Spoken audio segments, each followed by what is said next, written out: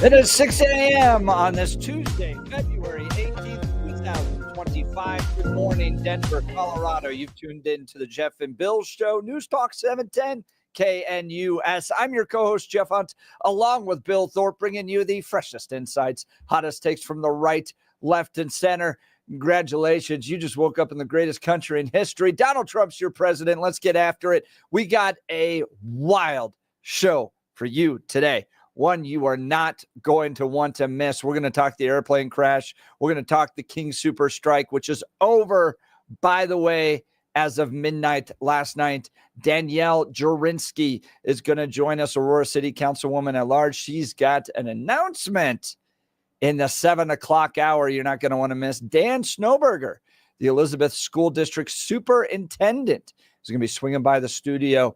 It is a battle between David and Goliath, the small little Elizabeth School District versus the ACLU on whether or not a school board can work to remove certain books that they deem graphic in nature. He's going to join us in the 8 o'clock hour. And then in the 9 o'clock hour, went down to a little rally yesterday, Bill. I'm still warming up from it. It like chilled me to my core. Really? Why? So it was just so cold? Man. Yeah. I just can't deal with this cold. Yeah, it was cold yesterday. I was surprised you were outside. Yeah, I had to do stuff for the other job. But how was it? How were the riders? Well, I went. They were a little feistier this time. This was an anti-Trump rally. Yeah. And down at the Colorado State Capitol, and I went out there for about an hour, was a popsicle, went back to the car for about 20 minutes and warmed up my hands so I could, and then went back out for another hour. And, had fine conversations. What we ran into, like we always do, Bill, is they've never gotten past the first or second level of thinking in their logic. So when you get to, the lady that's screaming how hateful Trump is, and you're just like, you seem a little hateful. Yeah, and some of the there's flags no and answers and stuff. that stuff. Yeah, I was disappointed. Nobody had done the extra homework. Everyone just kind of basically read the syllabus and then showed up for class. Like, y'all didn't do the reading, did you? Really good description. Yeah, it's kind of what it was. Yeah, but you did a wonderful job. You've got almost 12 minutes or so that is available on your X account that people should watch. And I'm saying it out of respect because I want them to see that rather than Twitter that I normally refer to it. So that's why I said X account on that one. And they should take a look because it's interesting to see the positions. It's interesting to see who's out there and why they're out there. And also the conversations are really interesting because, again, a lot of y'all didn't do your homework. And so we heard that a lot. I mean, I could throw rocks at some of the stuff that's happened on our radio station for the last couple of hours of people not doing research. So, but that's for another day. Yeah. 76,000 views of that video that's so fantastic. far right now. If you go to x.com/Jeff Hunt, you can watch it there. Warning, graphic language, extreme stupidity. I had to bleep a word out. Lady didn't like it. She didn't like you. But good job marching with her for a while. That was good. Well, I'm proud of you on that one. She stuck with me. That's fantastic. So wherever I went, she just followed me around. Wonderful. That's great. And then would warn everybody that I was asking gotcha questions. Yeah. Which, maybe gotcha questions, more just kind of poking and prodding around the edges to see what they really believe. Yeah, that's exactly it. So, for instance, when I ask you why you're protesting and you say Donald Trump's a king, and then I go, what has he done to be a king? Yeah. And you don't have an answer. That's I don't a tough one. really see it as a gotcha question. No, not at all. That's not a gotcha question. More of a clarification question. Yeah, that's clarification. Why are you here? What do you think he's doing? And he had some good questions that were very pointed, asking about the theories behind what they were saying about Donald Trump and what they were saying about Elon Musk. And there were some that I'm sitting there going, oh, it's right there in front of you. Oh, you missed it. Oh, that's so sad. You missed it. There was an opportunity there, but you missed it. That's okay. And if anyone's listening to us for the first time, particularly the guy with the pink cowboy hat and the F Trump pink shirt, we had a really good conversation about January 6th and BLM. Welcome. This is what we do. We talk about issues. I got to tell you, though, regardless of the sentiment on the front of the shirt, that shirt was sharp. I mean, again, just the color of pink with the black, I wouldn't do the F Trump thing personally, but I understand the sentiment. But again, I got to appreciate it. I don't know where he got it. It was the right font. It was the right size. Yes. It was the right color pink. It was bold. I appreciate that. They're telling me, like, that's a funny shirt. And So, again, yeah. I will tell you over and over, if you dress to get attention, you will get my attention. Yes, that is 100%. exactly it. Oh, I look for you. Yep. If you're just dressed like a normal person, I pretty much ignore you. Yeah, because you're just there. You're just there. I want the characters. If you spent time to put together an outfit, you've got something to say. You absolutely have something to say, and we want to talk to you. Yeah. So we're going to cover that. Boy, do we have some clips on that. But first, news with Blake Olson. Blake Olson. Blake Olson, news and comment.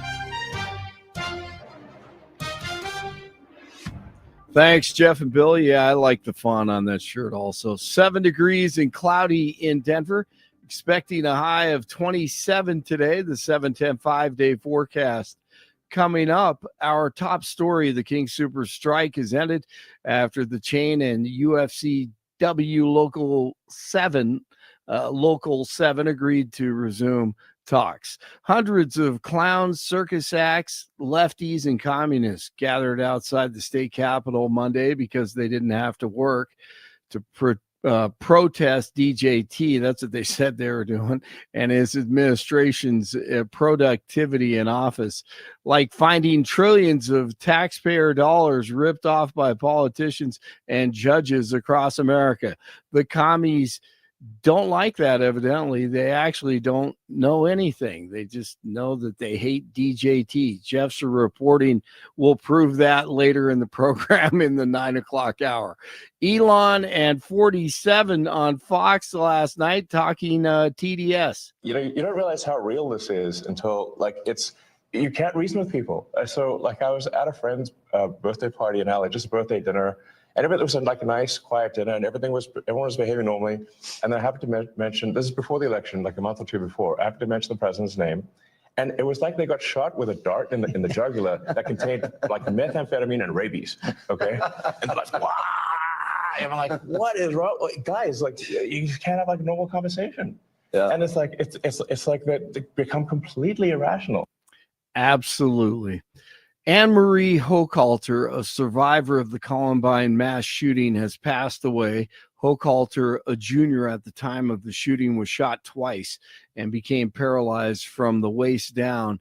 In the years after, she became a strong advocate for victims of mass violence. Hochhalter was 43. Everything, drop it. Come on. At least 18 people are recovering from injuries suffered after a Delta flight from Minneapolis crashed in Toronto Monday. You can hear one of the passengers here.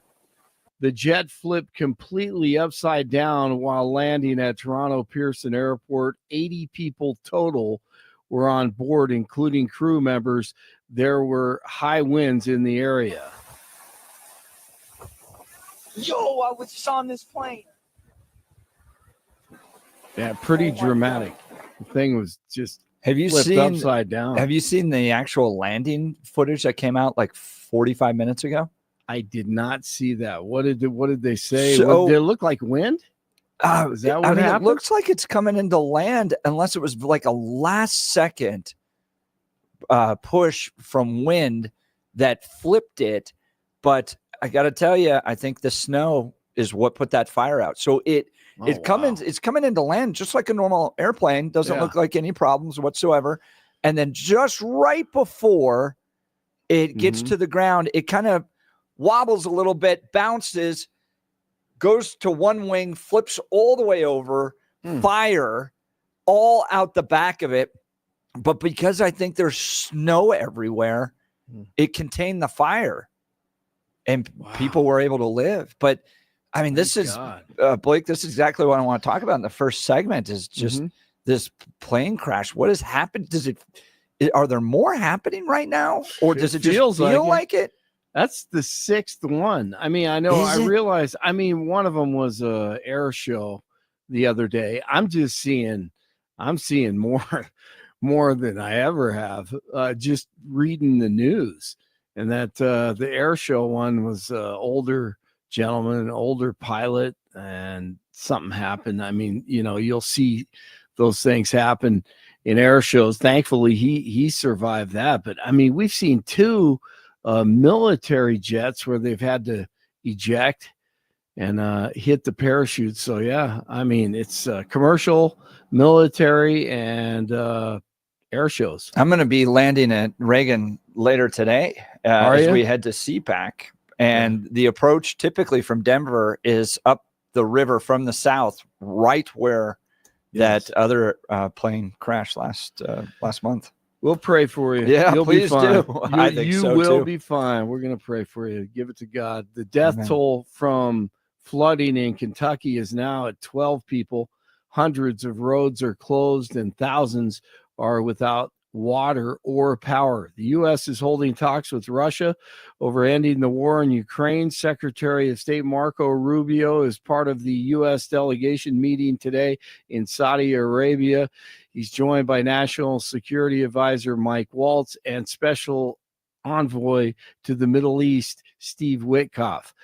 Senator Lindsey Graham, who's proving to be corrupt, along with Tom Cotton, yes, both neocons. Graham pushing for war once again over diplomacy, wants endless war by Israel against Iran's nuclear program. Trump administration is going to have to make a decision here very soon about the Iran nuclear program. There are 2 paths to take.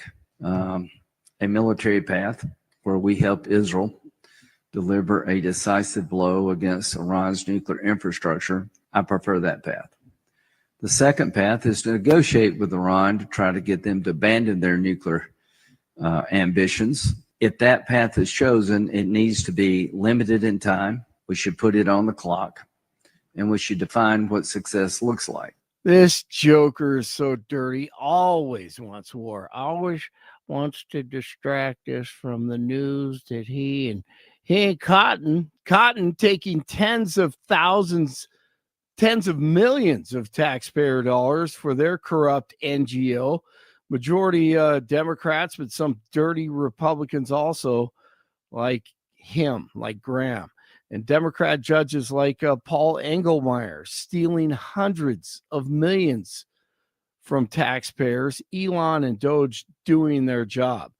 Former CNN host Jim Acosta wants the media to boycott the Trump administration. Do it. Nobody watches you anyway. Dinosaurs, you're all irrelevant. Americans know you lie. You have no credibility. Go ahead. Just boycott DJT. That'd be great. Senator Rand Paul has announced the Doge is officially investigating the nation's gold stockpile at Fort Knox and other facilities, sending shockwaves through the already collapsing deep state. Well, I've been trying to go down and see the gold, make sure it's all there for about 10 years. During the first Trump administration, I got permission. You have to get permission all the way up to the Secretary of Treasury. And then the Secretary of Treasury said, well, I want to go down there too. And then he said, I want to go down there when the eclipse is coming through Kentucky too, so I can see the eclipse and the gold at the same time.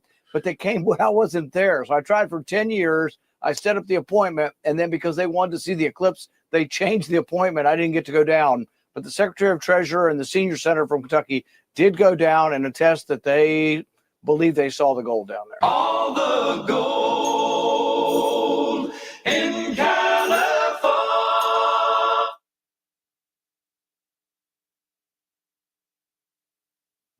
News brought to you by Lair Fireplace and Patio, Denver's premier source for everything fireplace, patio, and grills, locally owned and operated since 1954. Online at lairfireplacepatio.com.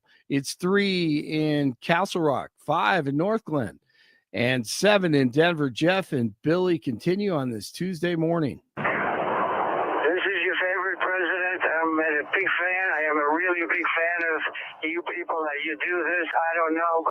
Blake Olson, News Talk 710 KNUS. Very cold and a little soupy in Denver today, tonight, and into Wednesday as we're right on the western edge of an Arctic front. Mostly cloudy to partly cloudy. Watch out for a little bit of night and morning fog. Temperatures will only be teens to lower 20s today with flurries. little bit of light snow tonight. Lows will be approaching 0, might go a little below 0 with areas of fog. Morning fog Wednesday, cold, highs only teens and 20s, single digits and teens Wednesday night. Partly cloudy Thursday and Friday with a few snow showers, not as cold. Meteorologist Don Day in the 710 KNUS Weather Center.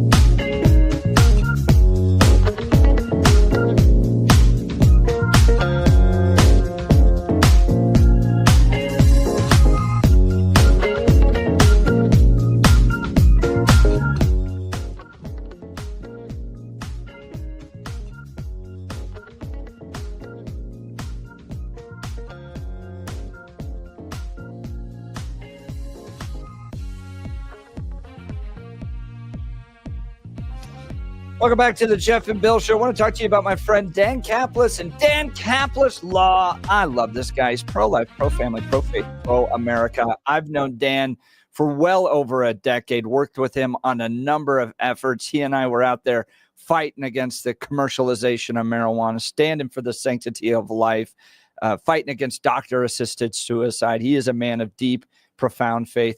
Look, it matters who you choose to represent you in an injury case because you choose the wrong person, you're going to send the wrong message to everybody involved in the case. That's going to be the insurance companies, the other attorneys, law enforcement, who knows, right? Get the right person, solid values. Dan Kaplis, the son of a police officer and a former seminarian who's dedicated the last 40 years of his life to helping people who are hurt in serious motor vehicle crashes. But more than just being a great guy, what really matters, Dan is a real winner in the courtroom. Dan is believed to be the only lawyer in Colorado history to win 5 straight multi-million-dollar verdicts in Colorado crash cases. Dan is also believed to have won the largest truck crash verdict in Colorado history. In fact, Dan Kaplis Law is so trusted that he's the official law firm partner of the Denver Nuggets and the Colorado Avalanche. Dan Kaplis Law, a serious firm for serious cases. Dan accepts righteous injury cases on a percentage fee basis so that he can represent good people from all walks of life without regard to ability to pay. So if you need Dan's help, give him a call, 303-770-5551. That's 303-770-5551 or hit dankaplisLaw.com. That's Dan, CAPLIS law.com. All right. So, Bill, Blake talked about this 2 Delta regional jet crashes at Toronto Airport yesterday. It was a flight from Minneapolis, Minnesota, operated by Endeavor Air. 18 on board were injured. Flight 4819 appeared upside down in pictures posted in social media after the airport. Now there's video of the actual crash taking place. I think it was filmed from another airplane, airplane.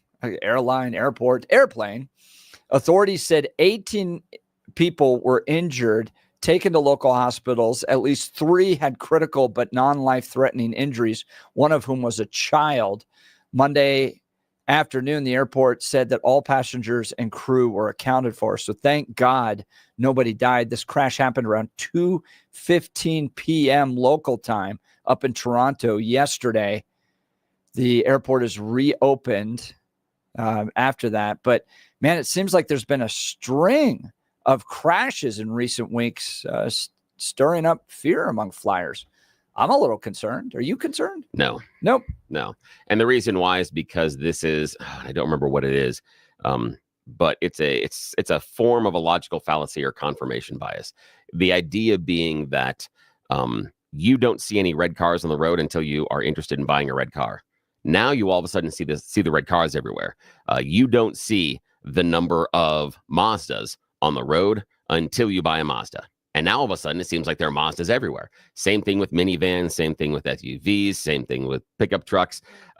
It basically says that once you become interested in something or it has piqued your interest, you're more likely to see it more often, because otherwise our brain is taking in so much information, it basically ignores it. I did do a search and I just wanted to see what the National Transportation Safety Board said as far as fatal accidents in the U.S. last year. 257 airline fatal accidents. Woo, last year. Yeah. So that's, nearly one every day and a half type of thing, even less. So, but a lot of those small personal But again, flights. that's the thing is that so it happens almost daily, almost, not quite. So that's the thing is that we do have these that happen all the time. But since the one that happened at Reagan International Airport, we have kind of had our antenna up. And so it seems like they're happening more often, when really this is just, basically the course of action. It's kind of like there were years ago when my younger brother was worried about getting on a flight. And he's like, because I've seen the crashes and everything else. I'm like, no, it's actually the reverse. The plane is less likely to crash because you're on it. Not that you have any sort of superpower. Everybody's paying attention. Well, not just superpower. It's the idea that the statistically, there are so many flights in the air at the time yours is in the air. And there are so many flights over the course of a 24-hour cycle. The percentage that your plane is going to be the one that's going to have a problem is very small. So that's the idea. It's a risk. You always hear that flying by plane is safer than traveling by car, and that statistically is proven. Although in planes they all seem to die together, and that just makes it weirder. So that's kind of the deal. Yeah. So no, I'm not necessarily worried about it. This is just what happens. In light of what happened yesterday, does it give you any pause to get on an airplane?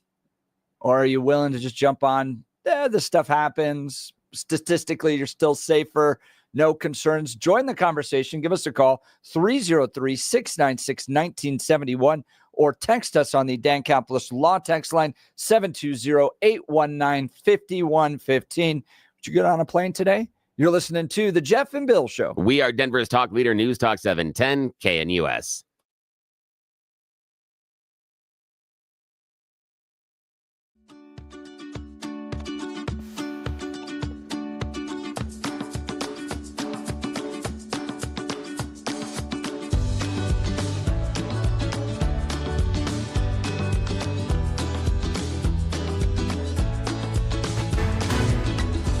At this hour, I'm Christina Weil in Dallas, and here are your top stories. Elon Musk taking to X to show the number of people listed in the Social Security database in each age group. The chart shows that more than 16 million people that are 110 years or older are listed as eligible and active, with Musk pointing out that some of these people would have been alive before America existed as a country, saying, think about that for a second. Musk saying this could be the biggest fraud in history. That's because, according to Musk, there are also far more eligible Social Security numbers than there are citizens in the USA. The database shows that there are about 395 million active Social Security numbers, but a quick search of the U.S. population shows a total of about 334 million. However, Musk says the number of U.S. citizens eligible for Social Security is closer to 310 million, because of illegals and duplicates, meaning there are an extra 85 million active Social Security numbers being used. Musk pointing out that he is 100% certain that the magnitude of the fraud in federal entitlements, such as Social Security, Medicare, Medicaid, welfare, disability, etc., exceeds the combined sum of every private scam you've ever heard by far. That's what you need to know at this hour. In Dallas, Christina Weil, Salem News Channel.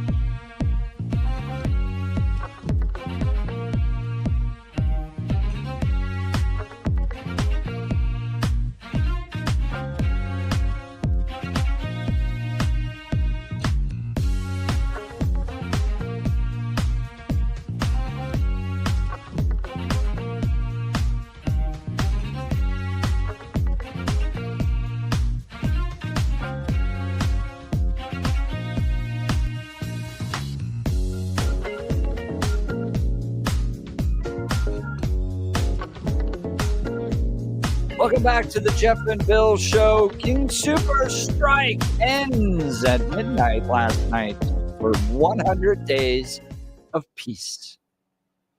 Oh, I'm excited. That's good. That is fantastic. The leaders of the striking workers and King Super struck a deal to end the picket at midnight on Monday, with both parties agreeing to a 100-day period of labor peace as they hunker down to negotiate a new contract, the Gazette reports.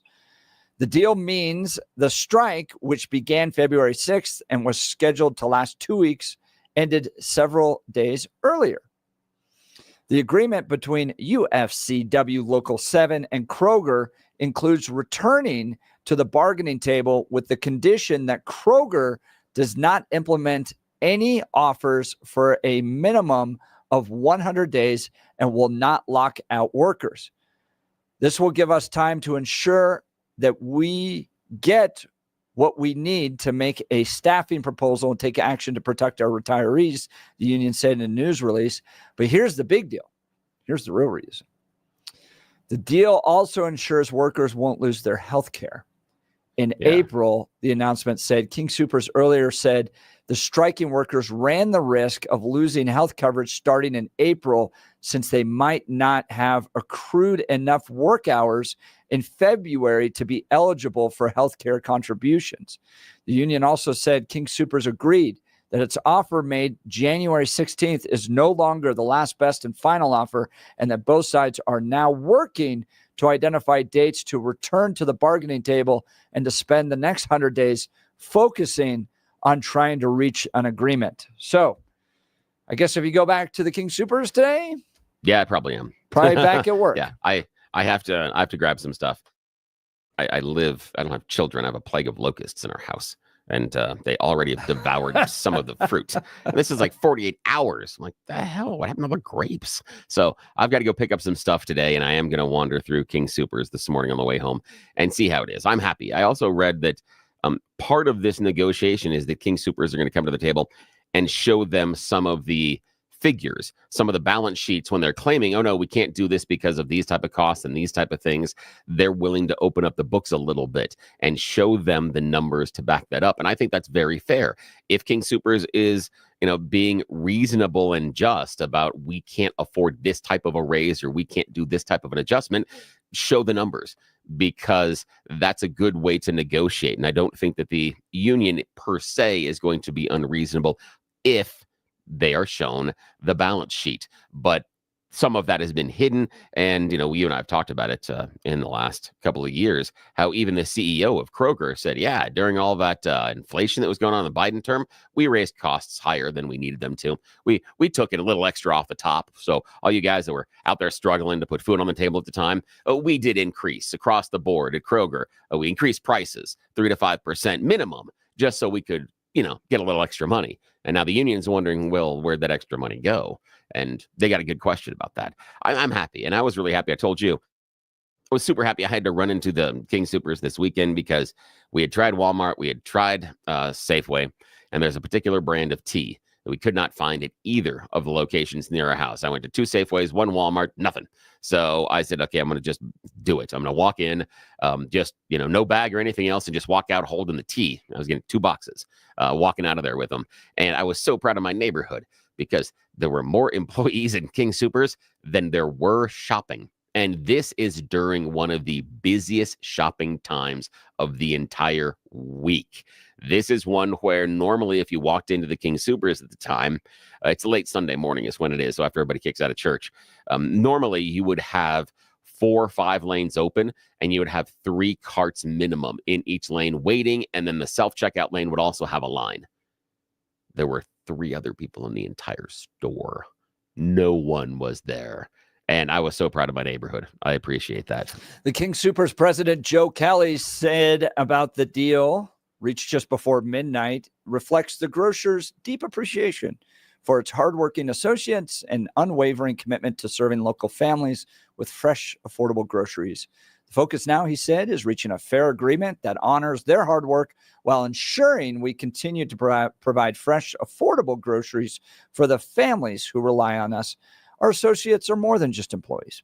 They are the heart of King Soopers, and we recognize the challenges they have faced. He said, securing this agreement was about restoring certainty, not just for our business, but for the people who make it possible.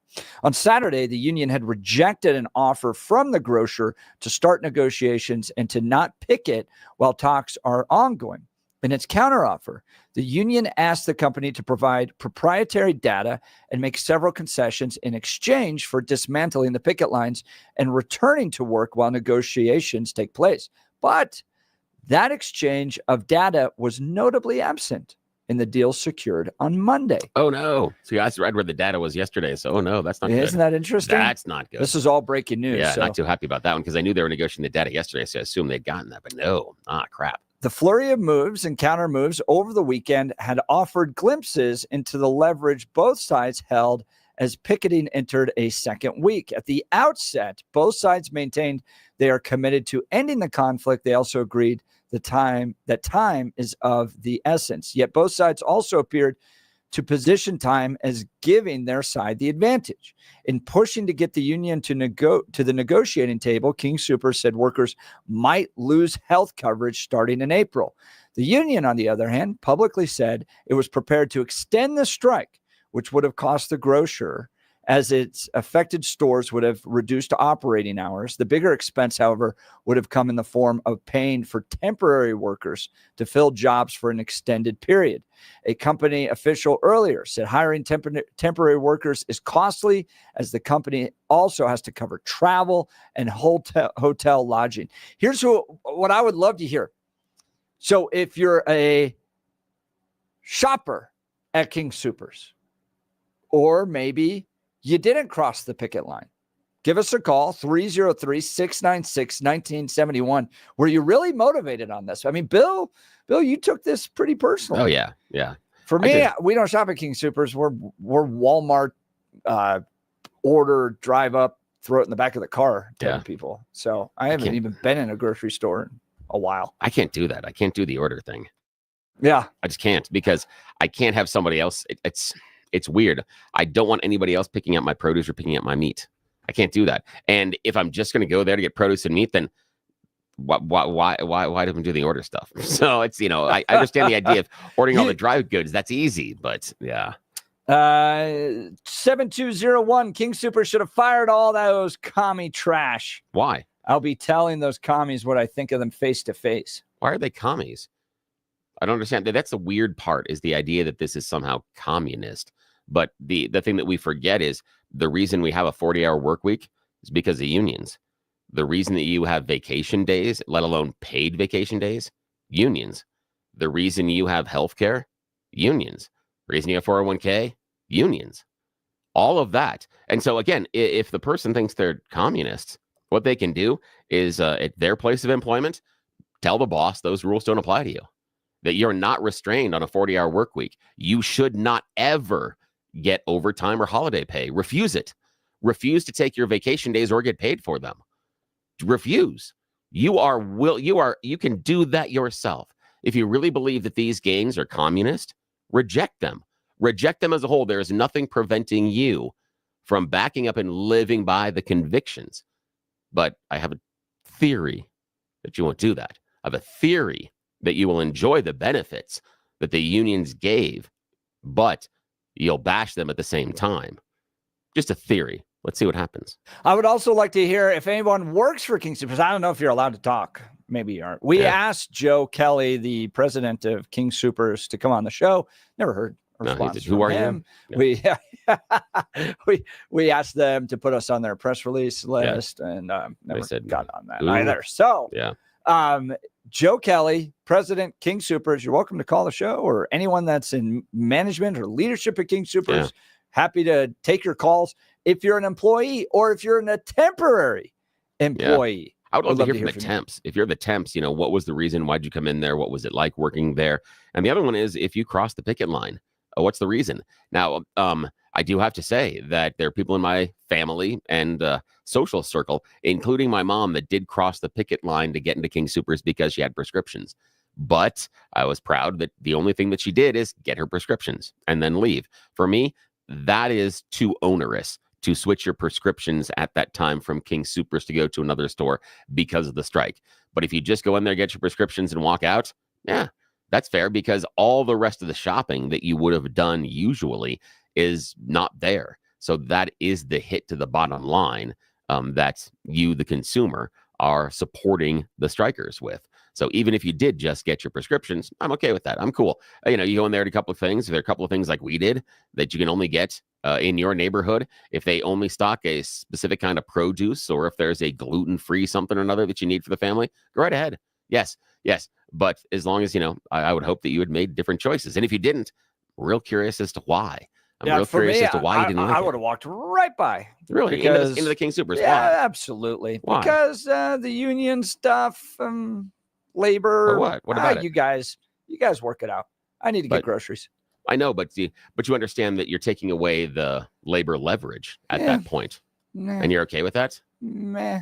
Why? You don't think the labor should have your support? No. Why not? It doesn't seem like it's my fight. I've got to get groceries for the kids. But why is it not your fight if you take the benefits? Things like, again, as I outlined, the 40-hour work week, the paid vacation, the maternity I think they leave. would be very happy to have my business no matter what.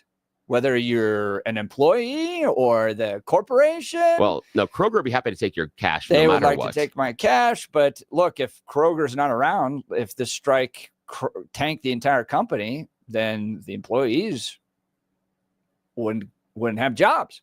So my money goes to help everybody. Y'all have your little dispute. I'm getting my Coors Light. And If you're shopping at King Soopers, are you helping everybody? Absolutely. No, you're not. You're not totally. No, you're not. You're not helping the union. So you're not. You are choosing sides. Yeah, and that's fair. It is. No, it's fair. No, you are. You are absolutely choosing sides. No, I understand that. But the idea that you say you're helping everybody, you're not. You're choosing what? No, you're choosing Kroger. You're choosing Kroger. You're not helping. That kept Kroger going. You're not helping and now, the union. Now these wonderful people that work at King Soopers, look, I'm not against them. They get to go back to a corporation that can pay them. If everybody continued to shop at King Soopers and they didn't see a trough in their revenue, would they negotiate with the union in your mind? If you were in charge, you were in charge and your revenue, it's and not your revenue my didn't business to provide leverage to somebody or not. But you are. I'm going to get some Coors Light. But you are providing some the beef leverage. Jerky, maybe an apple.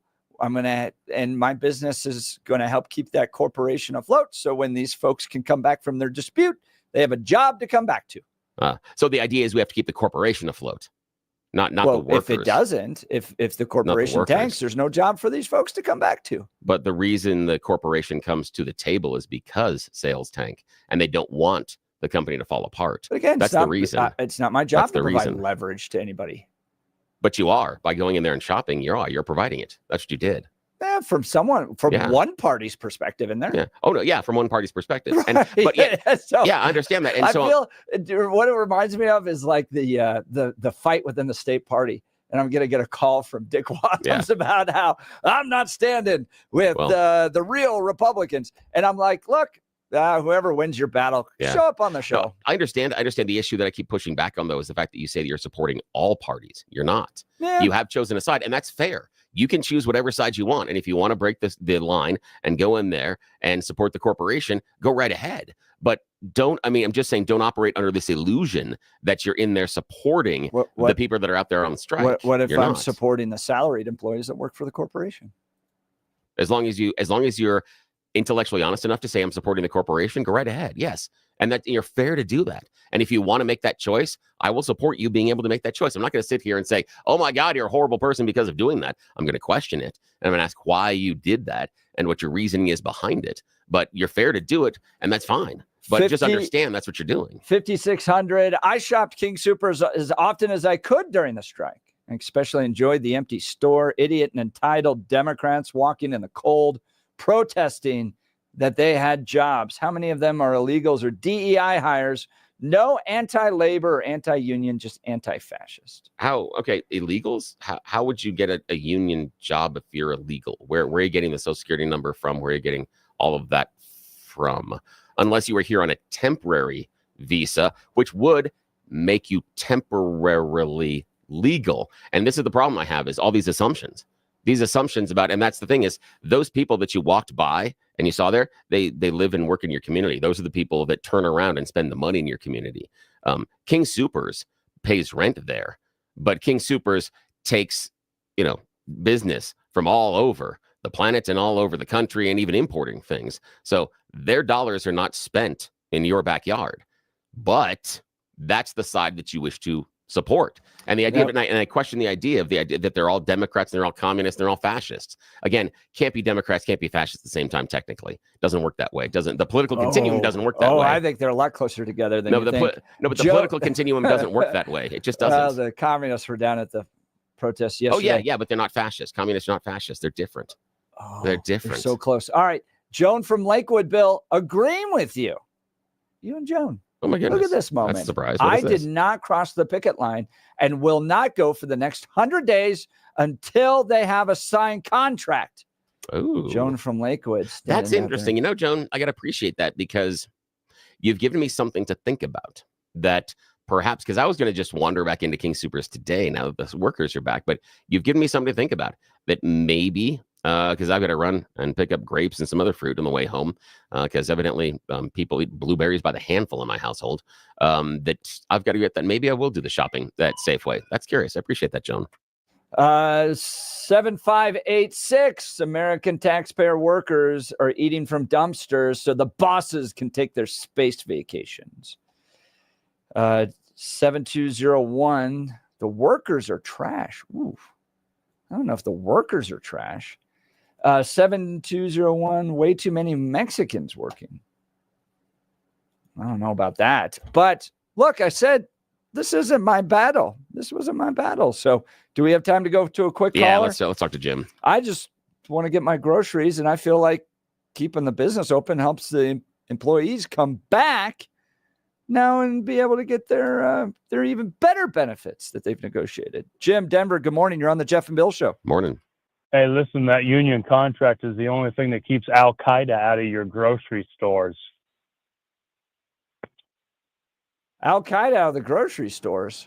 Yeah, hey, listen, I was down at the Rock, Castle Rock in Red Douglas County 2 weekends ago, and there's a church just right up the hill, a quarter of a mile from the Rock, and there's a whole slew of illegal aliens out there putting stucco on the side of this church. Where's the immigration service when you need them, right? And then I also went to King Soopers, and I noticed that there were 0 illegal aliens, foreign-speaking language people in the picket lines. So I think some of those people are putting their money where your mouth is, as well as paying taxes in this wonderful country. And we know that corporations get taxes and tax benefits from the tax system, don't we?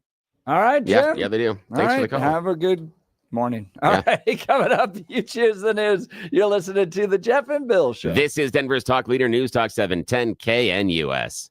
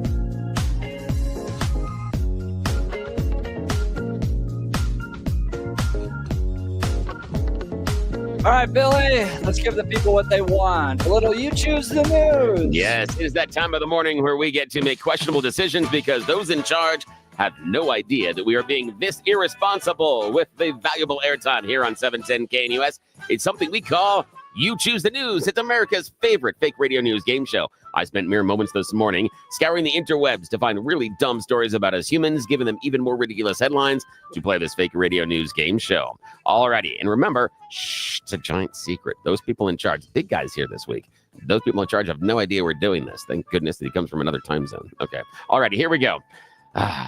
Jeff Hunt in the studio, Blake Olson in the newsroom. Here are your choices, gentlemen. Headline number 1, we've all been there. Headline number 2, death. Headline number 3, jabberjaw selfie. And headline number 4, what goes up? All right, Mr. Hunt, your Light choice. of the plains, what goes up? Yeah, what goes up? Here we're traveling to Louisiana, and 2 Colorado men were arrested for attempting to smuggle over $100,000 worth of tobacco and nearly $90,000 worth of methamphetamines into a federal prison. How could the 18-year-old Jose Munoz and 19-year-old Angel Gutierrez do this? How could they possibly smuggle this amount of contraband into the prison? With one of those compressed air cannons they use at the things at the basketball games. Yeah, but they went out and actually they got a professional model. They didn't make their own. They've got a professional model. Luckily, a deputy that was there at the prison was very observant and figured out what was going on and was able to stop it before the drugs got into prison. They have arrested both of them, charging both men with attempting to introduce contraband into a penal institution. We read that only because I wanted to say penal. Also, U.S. immigration. Yes, U.S. Immigration and Customs Enforcement agents did also participate in the arrest because Munoz is in the country illegally. He was the 18-year-old involved. Yeah, so there we go. Yeah, so ICE has got that guy too, so he'll be going home soon. Yeah, all righty. I love the fact they're like, air cannon, that'll work. Yeah. Yeah. Haven't you always wanted to get one of those and then shoot your friends? Oh, Yes. Not just me, just yeah, your friends. I absolutely looked those up for the Yeah. Western Conservative Summit. Oh, yeah, absolutely. I thought it'd be fun to run out on stage and do that. Yes, it'd be fantastic. I'm Alrighty. friends with Rocky, and he loved using that thing. Oh, I bet that's fantastic. Dude, that guy I Yeah. heard gets paid bank. He should be paid more, honestly. Really? I thought it was like 400,000 or something like that. He should probably be. A lot of people just come to watch him now. Yeah. Hey, all right. Okay, Blake, your choice, sir. Yep. We've all been there. Death or jabberjaw selfie. Jabberjaw selfie. Yeah, jabberjaw selfie. You and I get the reference. I'm not sure Jeff does, but we'll see what happens here. No idea. Old cartoon character, Jabberjaw. A tourist visiting the Caribbean was seriously injured while she was trying to engage with a shark recently. The 55-year-old tourist, reportedly from Canada, was in the shallows, and there was a shark that was in and around the tourist for a little bit of a time. She decided she wanted something special to take home with her, so she wanted to get a selfie with the shark. Well, the shark went shark and nom nom nom. Ate both her hands, took her hands off. Luckily, her husband was close enough. It was able to get the shark away and get her onto the beach. They did provide emergency treatment. She's going to be okay, but she lost one hand from the wrist down. The other one they had to amputate from the middle of her forearm. So again, one bite, 2 bites? Yeah, Who knows? I have no idea. The issue is, I know what you've seen on social media. Just don't pet the sharks. It's just not a good idea. It's not a petting zoo, people. Yeah, not a Disney movie, not a petting zoo. Don't touch the sharks. I know. Jeff, final choice. We've all been there or death? Death. Yeah, death. London is where we go for this one. At first, this sounds repulsive, but would you like to smell the mummy? No, I'm not talking about your mother. I'm talking about the ancient, well-preserved Egyptian mummies. Actually, they smell pretty good. There's been a study published in the Journal of American Chemical Society, and they found out that they're woody, spicy, somewhat sweet. Also some floral notes. Yes, evidently they were so good at preserving them, you don't stink. Which is unlike me after playing soccer. All righty. Back to you, sir. That's the end of your Choose the News. Danielle Jurinsky is coming up next. You're listening to the Jeff and Bill Show. This is Denver's Talk Leader, News Talk 710 KNUS. We're going to move to phones.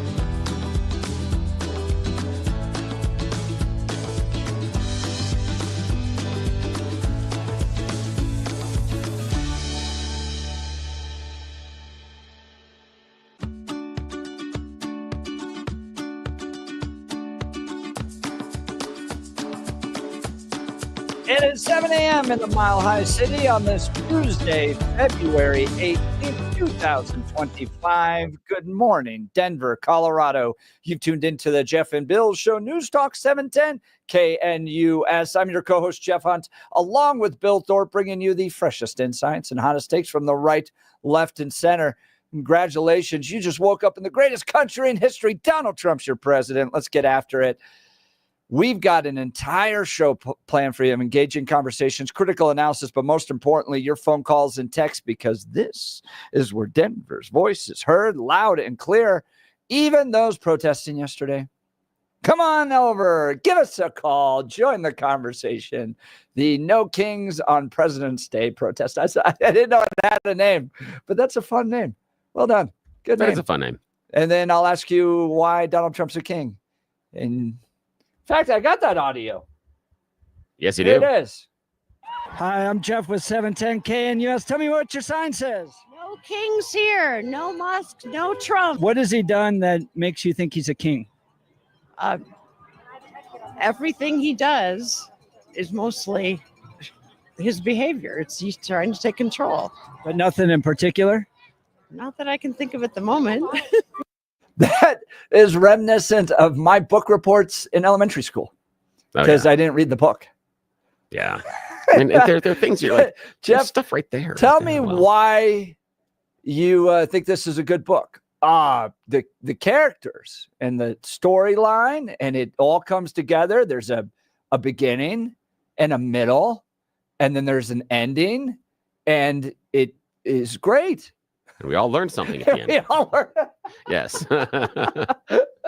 Yes, exactly. Yes. So all of you proud protesters that had the day off yesterday, went down to the No Kings on President's Day protest, feel free to give us a call, 303-696-1971. Someone pointed out that they likely aren't working today either. So yes, if you got the free time, give us a call.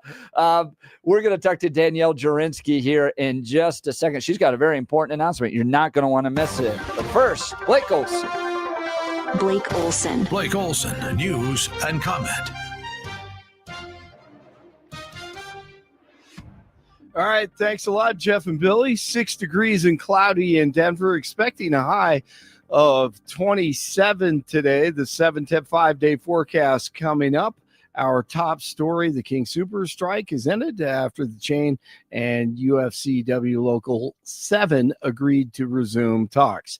The Denver City Council will vote today on spending $2.5 million to settle a lawsuit filed by 13 people following the 2020 Denver and Decay chaos in downtown Denver. They claim Denver police acted with indifference and excessive force when firing tear gas, pepper balls, and rubber bullets at protesters and people who were tearing up private property downtown. Looking at you, Antifa and BLM and whoever else was doing that. The jury trial in U.S. District Court was canceled earlier this month when the city and the plaintiffs announced the settlement. Everything, drop it. Come on. Don't take your Holy 18 injuries, and thankfully no one died after a Delta flight from Minneapolis crashed and flipped upside down at a Canadian airport on Monday. It landed in snowy conditions at Toronto Pearson Airport. 80 people were on board. A federal judge expected to issue a ruling by the end of the day on a lawsuit over Elon's Department of Government Efficiency. 14 states are asking for a temporary restraining order that would block Doge from firing employees and gaining access to sensitive records. The lefties hate Elon now, and TDS is real. He was on Fox last night. You know, you don't realize how real this is until you can't reason with people. So I was at a friend's birthday party in LA, just a birthday dinner. And it was a nice, quiet dinner, and everyone was behaving normally. And I happened to mention, this is before the election, a month or two before, I happened to mention the president's name. And it was like they got shot with a dart in the jugular that contained methamphetamine and rabies. Okay. And they're like, wow. I'm like, what is wrong? Like, guys, like, you just can't have like a normal conversation. Yeah. And it's like, it's like that they become completely. The U.S. holding, I agree with you, Elon. The U.S. holding talks with Russia over ending the war in Ukraine. Secretary of State Marco Rubio is part of the U.S. delegation meeting today with Saudi Arabia. He's joined by National Security Advisor Mike Waltz and Special Envoy to the Middle East Steve Witkoff. At least 12 people are dead in Kentucky after storms that caused flooding. More than 1,000 people have been rescued, and crews are working around the clock to restore power. Corrupt New York Governor Kathy Hochul has a meeting scheduled today with key personnel regarding the future of New York Mayor Eric Adams. He went against the deep state commies as he worked with DJT. They didn't like that, and now they're trying to force him out. But as everyone knows, he knows where all the bodies are buried, figuratively and maybe literally. What you've been investing in, let me know so I can get with the Speaking of corruption, House Republicans filing articles of impeachment against Democrat activists, deep state judges Paul Engelmeyer and Jack McConnell, ripping off hundreds of millions of taxpayer dollars for supposedly their NGOs, and then it goes to their pockets. And then there's dirty Republicans like Tom Cotton, believe it or not, and Lindsey Graham, I believe that, taking tens of millions of dollars from taxpayers and for their NGO, once again, supposedly, the Republican Institute, inherited from John McCain. Roger Stone was on last night on InfoWars. He was a victim of the deep state. Now the tables are turned. And it is a very serious conflict of interest for the senators involved. I had no idea, knowing all about the Republican Institute, I always assumed the money was raised privately. I mean, there's a lot of globalist money out there, but now we find out that it's our tax dollars that have been financing this, just as our tax dollars finance the Russian collusion hoax, the two phony Ukrainian impeachments, the theft of the 2020 election, the January 6th hoax. I mean, the chickens are really coming home. Yes, they are to roost. 5 in Parker, 4 in Westminster, 6 in Denver. Jeff and Billy continue. We'll line Joe Biden's pockets. We'll line Victoria Nuland's pockets. We'll line Anthony Blinken's pockets. We'll line Obama's pockets. And we'll have a war. Blake Olson, News Talk 710 KNUS. Very cold and a little soupy in Denver today, tonight, and into Wednesday as we're right on the western edge of an Arctic front. Mostly cloudy to partly cloudy. Watch out for a little bit of night and morning fog. Temperatures will only be teens to lower 20s today with flurries. A little bit of light snow tonight. Lows will be approaching 0. Might go a little below 0 with areas of fog. Morning fog Wednesday. Cold. Highs only teens and 20s. Single digits and teens Wednesday night. Partly cloudy Thursday and Friday with a few snow showers. Not as cold. Meteorologist Don Day in the 710 KNUS Weather Center.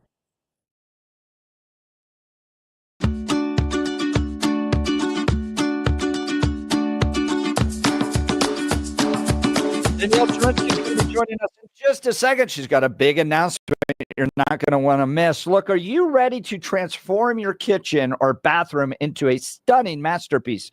Look no further than The Art of Granite, your premier destination for exquisite granite, marble, and quartz countertops. For over 15 years, Mitch Floria, the owner of The Art of Granite, has been crafting and installing custom countertops, fireplaces, and showers, and more. Their team of experts will guide you through the selection process, ensuring you find the perfect stone to match your style and budget. Visit their showroom in Golden or browse their online inventory at theartofgranite.com. Discover the endless possibilities for your home renovation project. Mention KNUS and get a free bathroom countertop with new kitchen countertops, or choose a free kitchen or bathroom sink with any countertop package. Don't wait. Transform your home into the oasis you deserve. Schedule your free consultation with Mitch today. Go to theartofgranite.com. That's theartofgranite.com. Be sure to mention KNUS for those exclusive savings. Transform your kitchen or bathroom dreams into a reality with theartofgranite.com. All right. She joins us. She's a regular, and man, she is shooting the moon right now. I have seen articles about her leadership, about callings for her to seek higher office even, because she could lead the state very, very well, I think. She joins us because she's got an exclusive announcement this morning on the Jeff and Bill Show. Councilwoman Danielle Jurinsky, thanks so much for joining the Jeff and Bill Show. Yeah, thank you. Thank you for having me. Good morning, guys. We're very excited to have you, and we've heard some rumblings out there. So what do you have to tell us? Well, I'm telling you guys and your listeners first, because my email blast isn't even going out until 7:30. So you guys are hearing it first. I am officially announcing my run for re-election for the Aurora City Council for this year, 2025. I will be on the ballot this November in Aurora. Oh, that is wonderful. Is fantastic That's for the people of Aurora. And look, folks, you got to understand what Danielle Jurinsky has been through the last few months, okay? She was out there in April. Bill, April, when the first Venezuelan mobs were showing up outside of the Target, right? And just huge amounts of people. And the challenges and the problems it raised, that then went into Tren de Aragua, gang issues, and the governor not only saying that the Venezuelan illegal gang issues of Aurora were a feature of Danielle Jurinsky's imagination, but that he was also going to investigate her. Not the gangs. Yeah, not the gangs. No, not the gangs. Why'd you do her. that? Yeah. So he uses the power of the governor's office to intimidate her. Other media, which, have a very big following in this state, went after her, tried to shame her. She stood her ground. She fought first and foremost for the citizens of her community, of the city of Aurora. She put them first. She pressed back all that opposition. She exposed what was happening. She stood strong. And while I'm thrilled for the people of Aurora, I would love to see her at a higher level of leadership, because I think she'd do a great job as maybe governor. But for right now, I'm thrilled she's going to continue her public leadership. Tell us why you are going to be on the ballot again for re-election in the city of Aurora. Well, because my work is not done. Aurora is my hometown. I'm a Colorado native and Aurora native. And I feel like I've accomplished a lot over the last 3 years. I'm going into my 4th year this year. And I've done a lot. I've exposed a lot. I believe I've helped a lot and been effective, but my work is not done. And exposing what I've exposed over the past 4 years, and it's not just with our governor, and it's not just with transnational gangs and a broken immigration system. If many folks remember, it's also what I exposed with the corrupt DHS system, and what I personally went through there, almost losing my son over politics. So there's just a lot that has been exposed to me, and I believe there's a reason for it, right? I truly believe God puts you in the position. He leads you down the path that you are meant to be on. And this is my path. This is my path, and this is my fight. And a lot of people have talked to me about, please run for higher office. The thing of it is it's not that it hasn't crossed my mind, but I love Aurora. I didn't run for office to be a politician. I ran for office when the Democrats came knocking on my door in 2020 and shut my businesses down and threatened me with fines and told me I had to wear a mask and I had to chase around grown adults in my establishments and force them to put a mask on. I ran for office because in 2020, the riots that were going on, and there were thousands of people out together, never mind the 6-foot rule that my businesses, had to maintain. Actually, 10 feet at one time, I had to move my tables. They're out side by side, breaking windows, lighting fires in the Aurora courtrooms. And then on top of that, in 2020, that Aurora City Council came forward with a $20 an hour minimum wage while our businesses were shut down. So my my fight truly as one of the people of Aurora is for the people of Aurora. And it was all prompted. The Democrats have themselves to thank. I would have never in a million years thought about running for office, but they knocked on my door and I opened it and I answered the call. And here I am. I think about it all the time, running for higher office. I do think about it. I love the people of Colorado. I share the same birthday as the state of Colorado, if you know what that day is.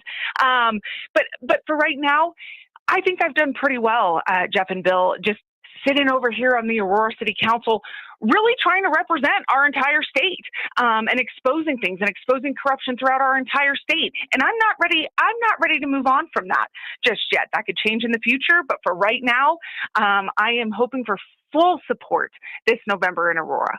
We're talking with Danielle Jurinsky. She serves currently as the Aurora City Councilwoman at large, and she is announcing now that she is going to be on the ballot in 2025. She's running for re-election. Now, Councilwoman Jurinsky, you have a pretty big target on you from the progressives out there because you've been so successful.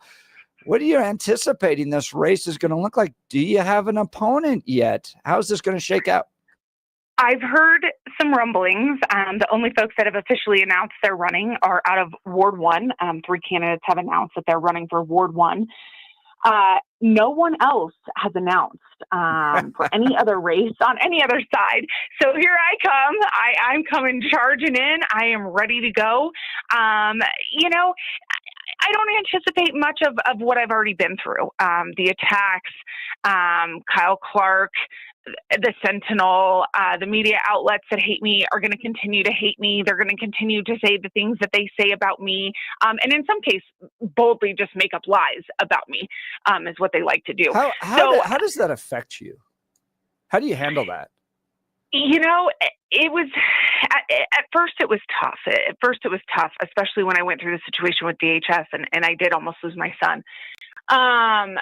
There's been some tough battles and times when I've really had to hang in there. But I'll tell you, I get so many emails. I get random emails. Just, Danielle, thank you. I'm praying for you. You don't know me, but I love you. And keep fighting. Keep fighting. I get more of those kinds of emails and those kinds of phone calls and those kinds of social media posts than I could ever from what Kyle Clark or the Sentinel could stir up against me. So I stay focused on the people who support me, the people who know the work that I'm doing and that I want to see for Aurora. And then when I'm with my son, I'm intentional. My phone goes down, and because that's real life. That is real life. I am fighting in politics for him, but politics is not real life anymore. These are not serious people that we are dealing with. These are career politicians. These are liars. These are people who just want to have an image and put money in their pockets. So I'm intentional. When I'm home, I'm home, and I just am with my family, and I try to tune out. But I have never ever lost my steam for this fight, and I don't plan to anytime soon. It's great to hear. Danielle Jurinsky currently serving as the Aurora City Councilwoman at large and announcing her re-election bid. So I wanted to pivot here.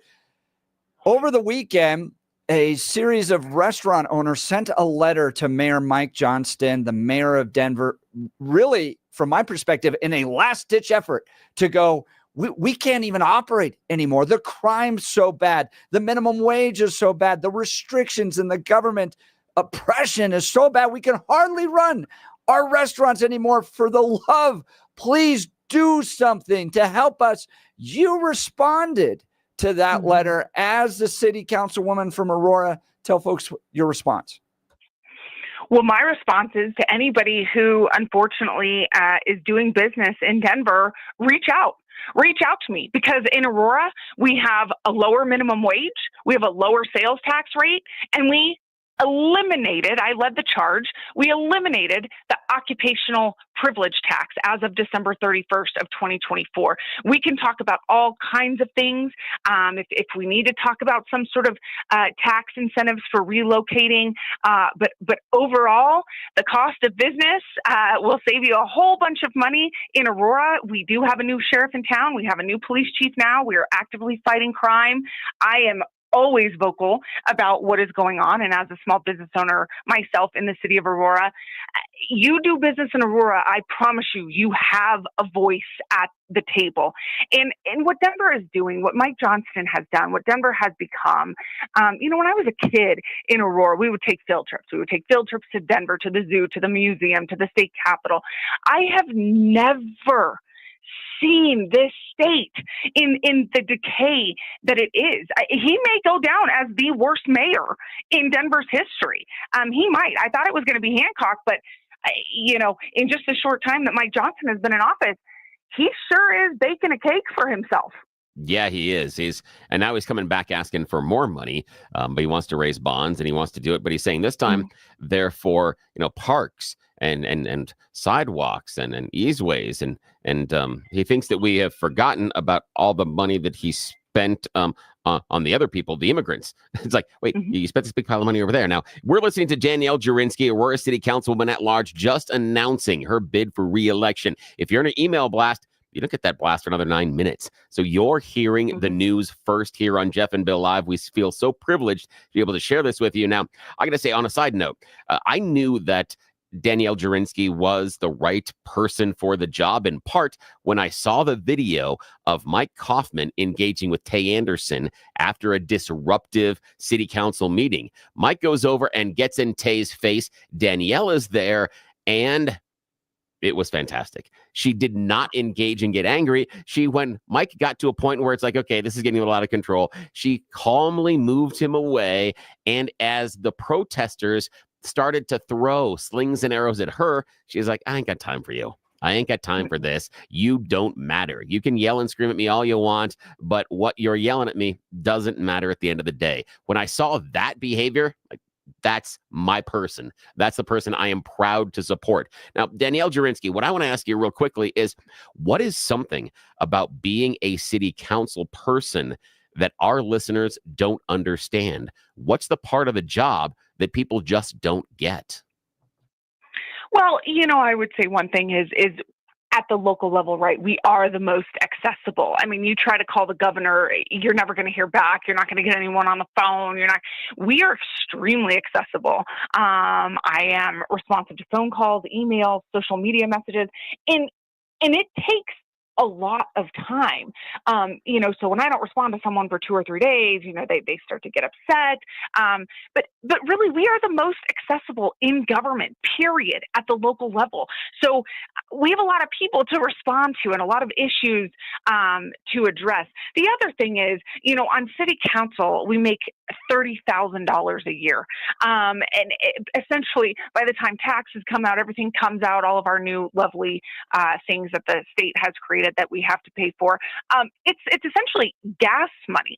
So people need to really understand that a lot of what we do is volunteer time. It's outside of regular council meetings and what we are actually scheduled for. So many of us go above and beyond that and far surpass that paycheck and really do things because we love our city. We're talking with Danielle Jurinsky. She's announced her re-election bid for Aurora City Council. Now, Danielle Jurinsky was the lead government official in exposing and fighting against the illegal alien Venezuelan gangs that were terrorizing the city of Aurora, Colorado. Now, Danielle Jurinsky, tell us what your next term is going to look like. Well, my next term is going to look like crime rates still declining. They've been declining for the past 2 years, if you could believe it or not. That's how bad crime had gotten in this state under Jared Polis's leadership.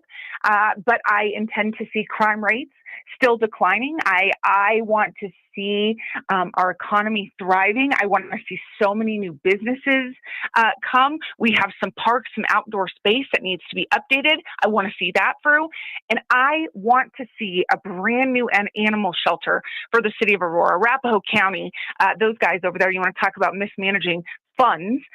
They just passed a measure to de-Bruce our property taxes. They have no money. The city of Aurora holds the only animal shelter for the entire county of Arapahoe County. You know, other counties have their own animal shelters, right? The Adams County, Douglas, other counties have their own animal shelters. Arapahoe County has no animal shelter. The Aurora Animal Shelter was built in the 60s, has never even really been remodeled. So I intend to see a new facility created for our animal shelter. And I expect Arapahoe County to chip in, and I will be approaching them for that.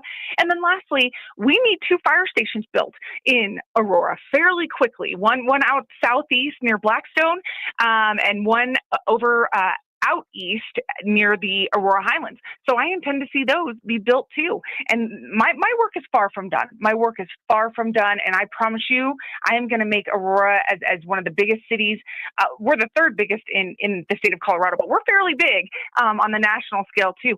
I intend to make us one of the safest and most business-friendly cities in the state. And I will not stop until I get there. We're getting text messages here, Danielle Jurinsky, that you are wonderful. So the people are excited to hear that you're running for re-election. So you have a campaign kickoff coming March 8th. Tell folks about that. Yes. March 8th from 4 to 6 p.m. at JJ's Place in Aurora, 2340 South Chambers Road. You can get all of the information you want or need on my website, DanielleForAurora.com, and it's F-O-R, DanielleForAurora.com. You can subscribe to my newsletter. You can sign up to volunteer for different things. You can see all of the events I have coming up, all of my endorsements. You can read about everything that I've done. I would love your support. There is a donate button on there. It doesn't matter how big or small the donation is. I am going to need some funds because I hear that the other side is coming for me at the national level.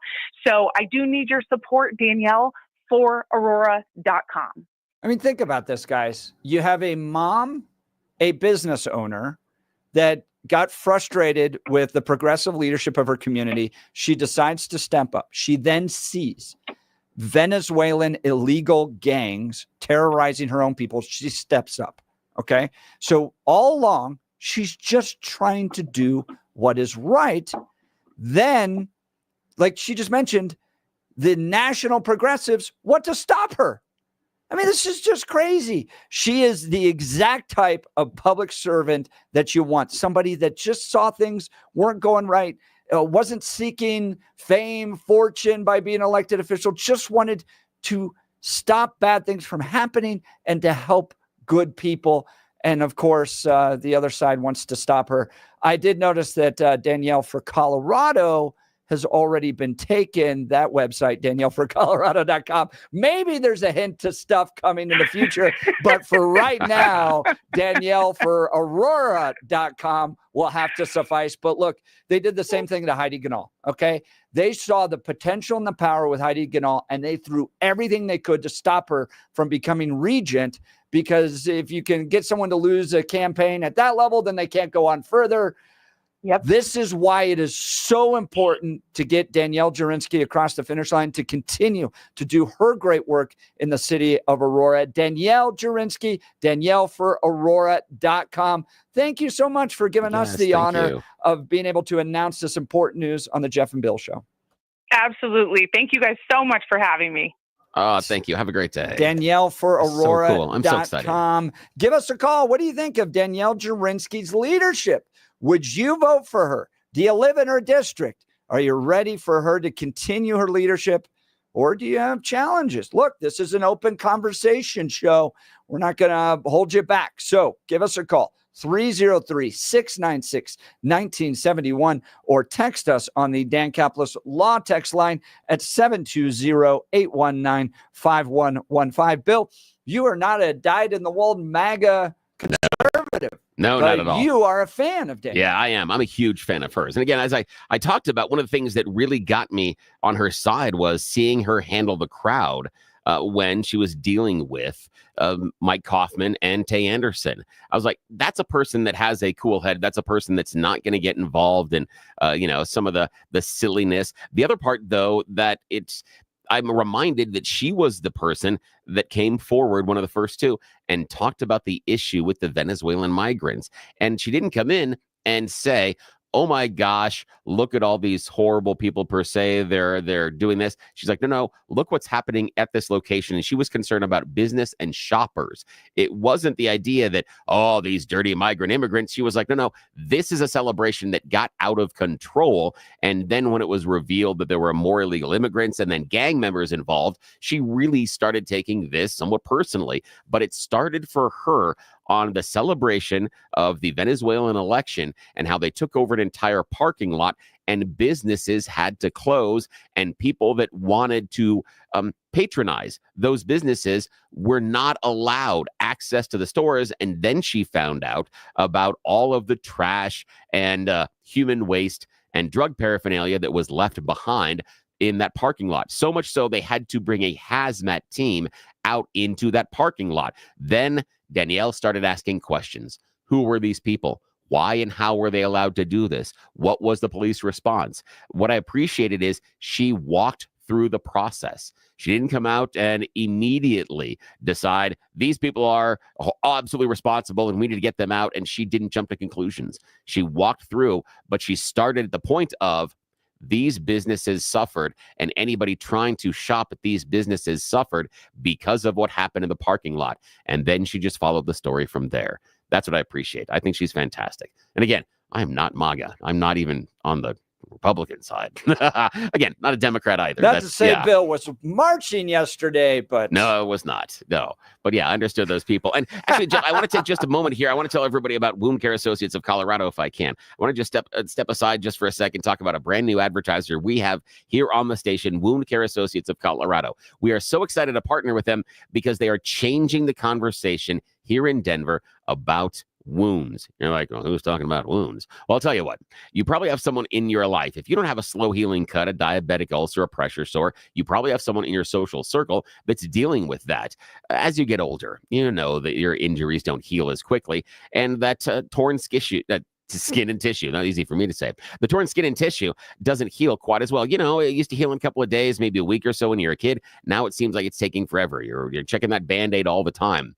It's because your body knits back together slower as we age. And that's a problem because dirt, germs, and bacteria view that chronic wound as a highway to get access to your body. That's what they want. They want to get inside and start having a party. Jennifer, who founded Wound Care Associates of Colorado, had this in her very own life. Her uncle, who had neuropathy and diabetes, developed a small, and I'm talking small, cut on one of his toes. Didn't seem to be a big deal. He was dealing with lots of other stuff, right? The diabetes, the neuropathy. The little cut turned into a very big deal because by the time that he looked for medical attention, it had become infected. They tried to treat it, but the infection had moved on too rapidly. At the point they said, we got to amputate. They took part of his foot, but that wasn't enough. The infection had moved inside of his bloodstream, inside of his organs, and his bones. He passed away several days later because of a small cut on his toe. Ignoring that problem doesn't fix the problem and can put you or your loved ones at risk. That's why you've got to check out coloradowound.com, coloradowound.com. Talk to my friends at Wound Care Associates of Colorado. They're changing the game here in Denver two ways. First, they're going concierge service. They come to your house and you get the comforting and care that you need in the privacy of your own home. No more transportation, no more going to the hospital, going to a wound care facility and then sitting in that waiting room and hoping they get to you in time. And then, you got to go back home. Colorado, the Wound Care Associates of Colorado come to your home and they make sure you get the treatment you need right there in your home. That's different than anybody else out there. And also, their wound certified nurse practitioners are able to change orders and do everything you need. But most importantly, they want to heal that wound. Too many wound care facilities out there just want to maintain the wound. They're hoping it doesn't get any worse. You're not going to go to a doctor that says, yeah, I know it's a problem, but let's just not make it any worse. Doc, I'm here to pay you to fix it, not to not get any worse. You wouldn't go to a doctor that said, yeah, I know that thing is bleeding heavily, but let's just hope it doesn't bleed more. No. How about we sew it back up? And let's not do that. Or that bone poking out of your arm after you broke it. No. We don't want to not get it any worse. We don't want to make it not poke out anymore. We want to put that thing back in and start knitting the bones back together. Fix the problem.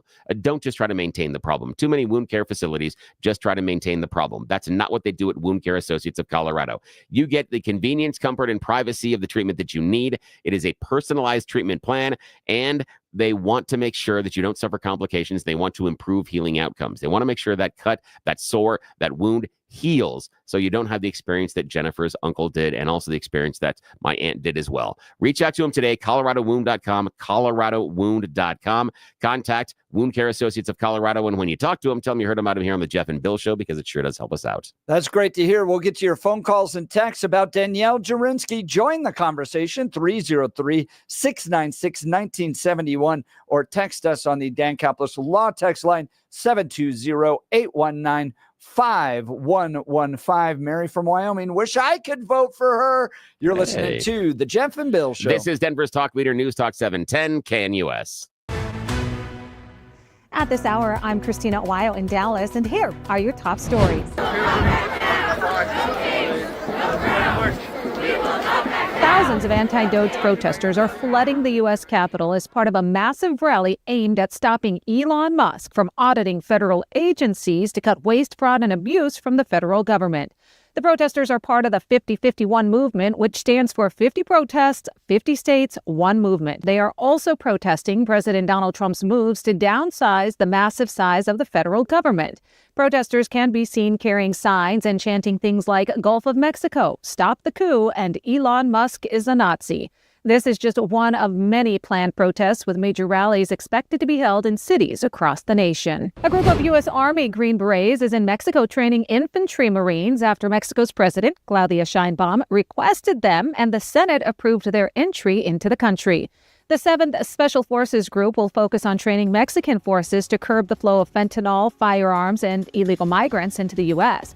President Donald Trump threatened to impose tariffs on Mexico if the country did not do more to stop illegal drugs and migrants from pouring across the border.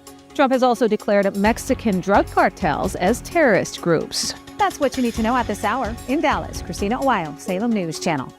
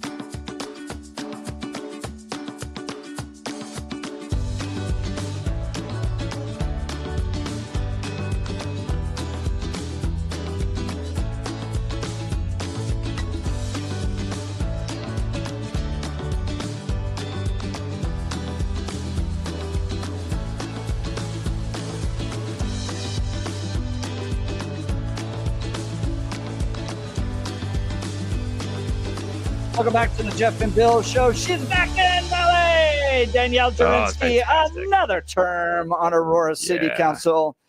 But they're gonna treat her like they did Heidi Ganahl. They're gonna go all after her because look, I'll use the example. Brittany Pedersen, right? Started out as a state rep, I think. State rep, state senate, now member of Congress. People typically work their way up.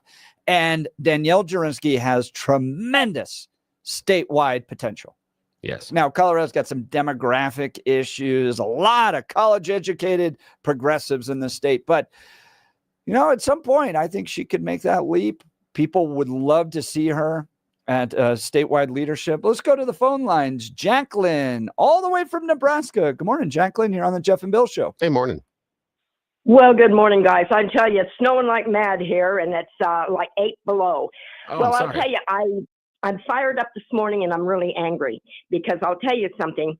Johnson, doesn't he have to go before Congress and testify? Yeah, Mayor Mike Johnston on March 5th will be before Congress. And who else might be there? Maybe. Well, there's a chance we may be covering. Yeah. One of us might be there in the gallery. That needs to go across the state. Now, I'll tell you, I was really angry over the weekend. They found that young college student from Boulder in Boulder Canyon. If it turns out that this young woman ends up being another Laken Riley, I'll tell you what, they need to go after Jared Polis. You got a snake in your yard, a sexual deviant running that state, and he's got all these people below him that don't give a damn about the residents of Colorado. I'm telling you that Washington, Trump's administration, they all need to know about what's going on with this. And if that's the case, I'm telling you, that is a black eye. Polis cannot possibly stay in office. He cannot run for president. We cannot have anyone like that. People are flocking from all over the United States. These illegals coming to Colorado because it's a sanctuary state. These sexually deviant people run to states like that because they get away with the crimes they commit. And I honestly believe that Danielle, she can win this. She gets Washington behind her. She gets Trump behind her. She can take this. All right, Jacqueline, appreciate the call. Thank you. Calls. Good to hear from you. I hope you Jacqueline's stay phone warm. line will be open if you want to give us a call. 303-696-1971. 0459. Texting in. I agree with Bill, and I'm sure with Jeff as well. Danielle Jurinsky managed the Kaufman-Tay encounter in a way to not let the protesters escalate the scene, which is exactly what those guys wanted to do. Yeah, that was for me. I was like, that's it. I mean, I was a real big But Bill, fan you've when been I saw pulled her. away from a bar fight. I have. Oh, yeah, absolutely. But it's the idea of understanding. Sometimes that emotion just gets going, and you need a good buddy to just come and be like, hey, I scolded a woman in the parking lot of a Safeway like last week. I got no fear. I don't care. But it was the right position at the right time because she did not escalate or create a larger situation that they were trying to. And she read the situation correctly and got Mike Kaufman away from what could have been something that would get into a physical altercation, not because of what Mike said, but because the things that were being said by the protesters around Tay Anderson. Well, they were claiming assault too. Oh, They of were course. assaulted. But that's. Do you think Tay runs against Danielle? Could you imagine? Oh God, that please. The beauty of talk radio for 6 months if it was Tay Anderson versus Danielle Jurinsky. That would be amazing because I Do just it, Tay. Come on. oh God, that would be fantastic. Tay. Because the only thing that the only thing that she would have to do is in any sort of a group sitting or scenario or any sort of a debate, say, yeah, do you still agree that you should have pulled those police officers out of the Denver public schools? And was it still the right choice to take a student that had a known weapons violation and behavioral history and place them into a Denver public school without a police officer and ask the staff to search that person who we already knew was a danger? Do you still support those decisions? That's it. That's all she'd have to do. I think it could be easier and just say I'm not him. All right. So we're going to continue with your phone calls and texts. You're listening to the Jeff and Bill Show. This is Denver's Talk Leader News Talk 710 KNUS.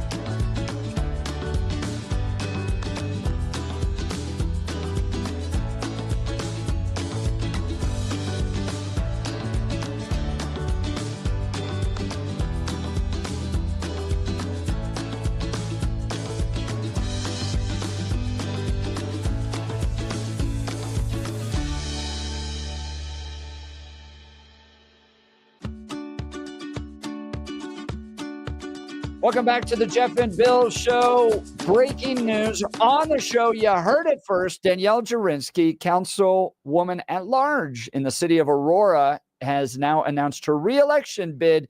So Danielle Jurinsky, really the first one out there as far as government official, because I put John Fabricatori as someone who could have been a government official if it wasn't for Jason Crow. Also fighting the good fight and getting the word out about illegal Venezuelan gangs. But question for you. You live in Aurora, Bill. Have you seen a change? Do you like the direction that some of the more conservative leaning, like Danielle Jurinsky, Mike Kaufman, have taken the city recently? Yeah, I do like it. I think that they have been a breath of fresh air, because the Aurora had been going more towards the liberal side. And the thing that worried me was when you had a city council that had several avowed socialists on it. And that, to me, became a bridge too far. And where they were going with their policies and where they wanted the city to go was not something that I felt comfortable with. Now, again, as you know, I'm neither a Republican nor a Democrat. Haven't been part of an organized political party for well over 2 decades for a variety of reasons. But I knew that the direction that the socialists on the city council were going, it was going to be a bad idea. And part of it was how you spend money, lack of accountability, and at the core, where their moral compass is, what they felt was most appropriate. And it's been much, much better now that we have had Danielle Jurinsky. You've got Steve the Beard. You've got a whole bunch of people. Zvonik is on there. Mayor Pro Tem doing a great job. And I have been over the moon with what Mayor Mike Kaufman has been able to do. Yes, I can nitpick. In my mind, it is nitpicking on several things that I disagree with a few of them on. I really wish personally that Kaufman could have been more forward-thinking and more open on some of the issues around the TDA gangs when we were talking about the apartment early complexes. on. He was kind of like, no, Yeah. we don't got a problem. Yeah, he was. And I think that, and hindsight's always 20/20, and I would bet that going back, he would probably deal with that differently. And I think, he wrote an opinion piece on this, but I mean, he said he was duped. Yeah. And he's waiting for Cora requests from Mike Johnston. Oh, yeah. And the other part is that I can see why, being the mayor of the city, when it's concentrated in this area, that you're like, no, it's not a problem that we have universally, but he still should have focused the attention. What I appreciate the most, and the reason that I'm really proud and really happy of what Danielle Jurinsky has been able to accomplish, is because in my mind, she comes at it not as a politician, but as a parent and a resident. Yeah. She is the person that when she talks and when you hear her, she's talking to you as if she shops at the same store as you shop at. She's stuck in the same traffic jams you are. She's dealing with the same potholes you're dealing with. She has the same stress of being a single mom and getting the kid out the door in the morning that you and I do. And so what I appreciate with her is that I believe she leads with her head and her heart, then politics. Politics will help her find solutions, but she's not using her politics to drive an agenda. And that's where I think she has found success. Her agenda is, let's make Aurora better for everybody. And how do we accomplish that? That's where I come from with her, where instead I saw the socialists as, what would socialism mean to the community, and how do we convince them? Yeah, it was more the idea that how do we advance socialism rather than how do we advance Aurorans. It's different, totally different. Hey, Danielle Jurinsky's got Bill Thorpe's support. Yeah. That means a lot. And how hard that is to get. We'll continue. You're listening to the Jeff and Bill Show. This is Denver's talk leader. We are News Talk 710 KNUS.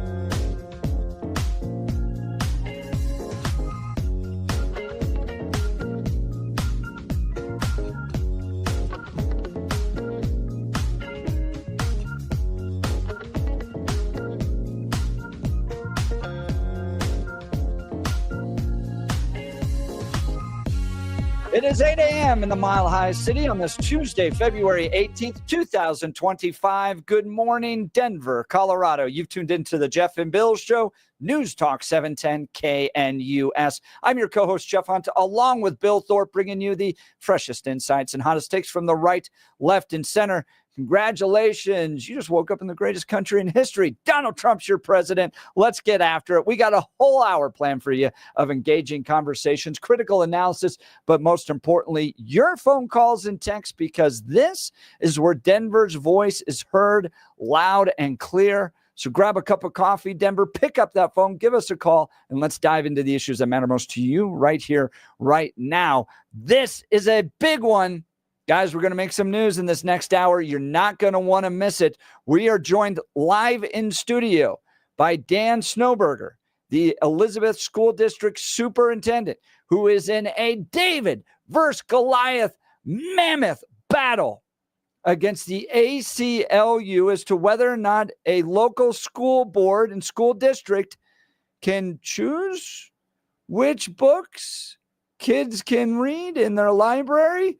And if some of these books have graphic content, depictions of school shootings, detailed descriptions of suicide, or maybe other content that's not suitable for kids, does the school board have a right to go, guys, maybe we shouldn't have books with graphic sexual content on our library shelves?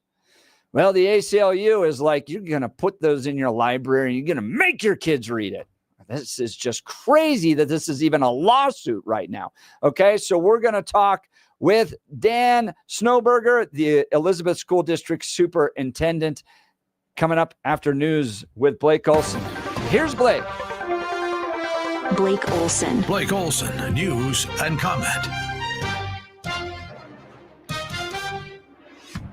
All right. Thanks a lot, Jeff. 7 degrees and cloudy. It is a cold morning in Denver, expecting a high of 27 today.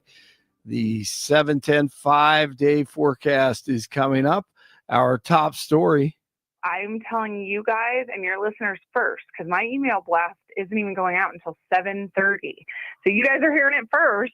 I am officially announcing my run for reelection for the Aurora City Council for this year, 2025. I will be on the ballot this November in Aurora. Hey, big news, big news. A true American patriot, Danielle Jurinsky, stood up and stood out, exposed the TDA gangs at the Aurora apartment complex, and exposed the lack of safety for citizens of Aurora and beyond. She became a national story, and it became a national story. Coloradans love her, and so do patriots across the country. I've done a lot. I've exposed a lot. I believe I've helped a lot and been effective, but my work is not done. And exposing what I've exposed over the past 4 years, and it's not just with our governor, and it's not just with transnational gangs and a broken immigration system. If many folks remember, it's also what I exposed with the corrupt DHS system, and what I personally went through there, almost losing my son over politics. So there's just a lot that has been exposed to me, and I believe there's a reason for it, right? I truly believe God puts you in the position. He leads you down the path that you are meant to be on. And this is my path. This is my path, and this is my fight. And she's a rock star. We are lucky that she's in Colorado. The King Soopers strike has ended after the chain and UFCW Local 7 agreed to resume talks. Everything, drop it. Come on. Don't take your phone. Take that phone away. The investigation into Monday's plane crash in Toronto is being led by the Transportation Safety Board of Canada. The crash left 18 people injured. The National Transportation Safety Board is also sending a team of U.S. investigators to assist. 15% of Southwest Airlines corporate workforce is being cut. It's the airline's first mass layoff in the company's history and will affect around 17 1,850 workers in leadership roles, some of them in senior positions. The airline says the move is part of an effort to cut costs. A new court filing from the White House says Elon is not the head of the Department of Government Efficiency. This comes as a federal judge is expected to issue a ruling by the end of the day on a lawsuit over Doge's power and access to sensitive records. Stephen Miller always brings it and lays it down. When we talk about Doge, who are we talking about? We are talking about staff that serves the President of the United States, that is appointed by the President, that reports to the White House, that is part of the formal infrastructure of the federal government. That is the highest level of accountability that you can possibly have, as opposed to some career civil servant who is, up until now, been completely immune from any form of accountability.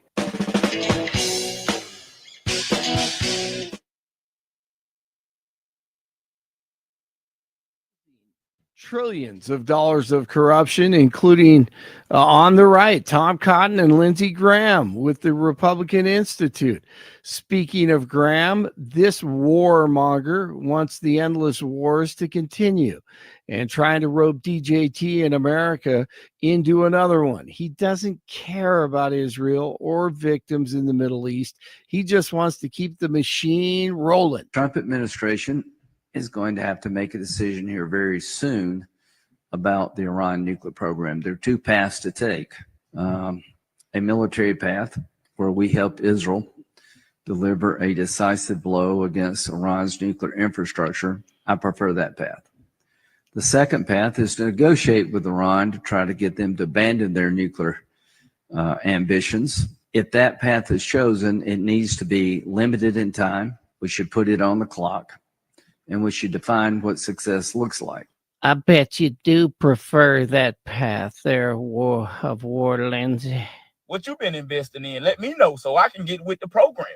4 in Larkspur, 5 in Erie, 7 in Denver. Jeff and Billy continue. And we don't know what all they have on us. We don't know what all they have on us. Blake Olson, News Talk 710 KNUS. Very cold and a little soupy in Denver today, tonight, and into Wednesday as we're right on the western edge of an Arctic front. Mostly cloudy to partly cloudy. Watch out for a little bit of night and morning fog. Temperatures will only be teens to lower 20s today with flurries. A little bit of light snow tonight. Lows will be approaching 0. Might go a little below 0 with areas of fog. Morning fog Wednesday. Cold. Highs only teens and 20s. Single digits and teens Wednesday night. Partly cloudy Thursday and Friday with a few snow showers. Not as cold. Meteorologist Don Day in the 710 KNUS Weather Center.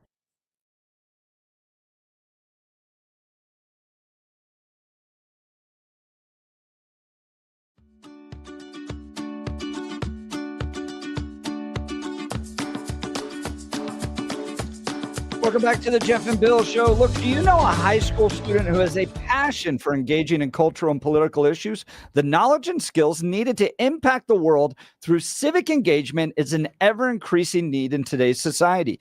Colorado Christian University is at the forefront of meeting this crucial need, equipping the next generation of competent, convictional Christian leadership in American politics. CCU's degree program in politics with an emphasis in public policy prepares students for the complex challenges of modern politics from an unapologetically Christian and foundationally conservative worldview. In this distinct program, students learn how to impact public policy and advance Christian conservative ideas. Colorado Christian University also houses the Centennial Institute, a think tank committed to mobilizing ideas on faith, family, and freedom to strengthen America's future. CCU's mission to produce graduates who impact the world with grace and truth applies in no greater measure than to our politics and public policy program. Apply today at ccu.edu/apply. That's ccu.edu/apply. All right. This is a big one. Okay. I've stood toe to toe alongside, right next to Jack Phillips, Lori Smith, 303 Creative, U.S. Supreme Court cases that come all the way from the state of Colorado all the way up to the U.S. Supreme Court in what could be national decisions that have big implications across this country. Okay. This is a big one coming out of the city of Elizabeth. Now, I'm a resident of the city of Elizabeth. I take this a little personally.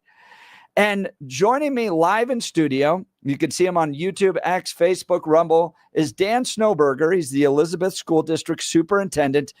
You guys are facing quite a lawsuit from a big organization, the ACLU. Dan, thanks for joining the Jeff and Bill Show. Thank you. Glad to be here. Appreciate the opportunity. So tell us about this lawsuit. You know, we as a school district have really focused on returning to basic education.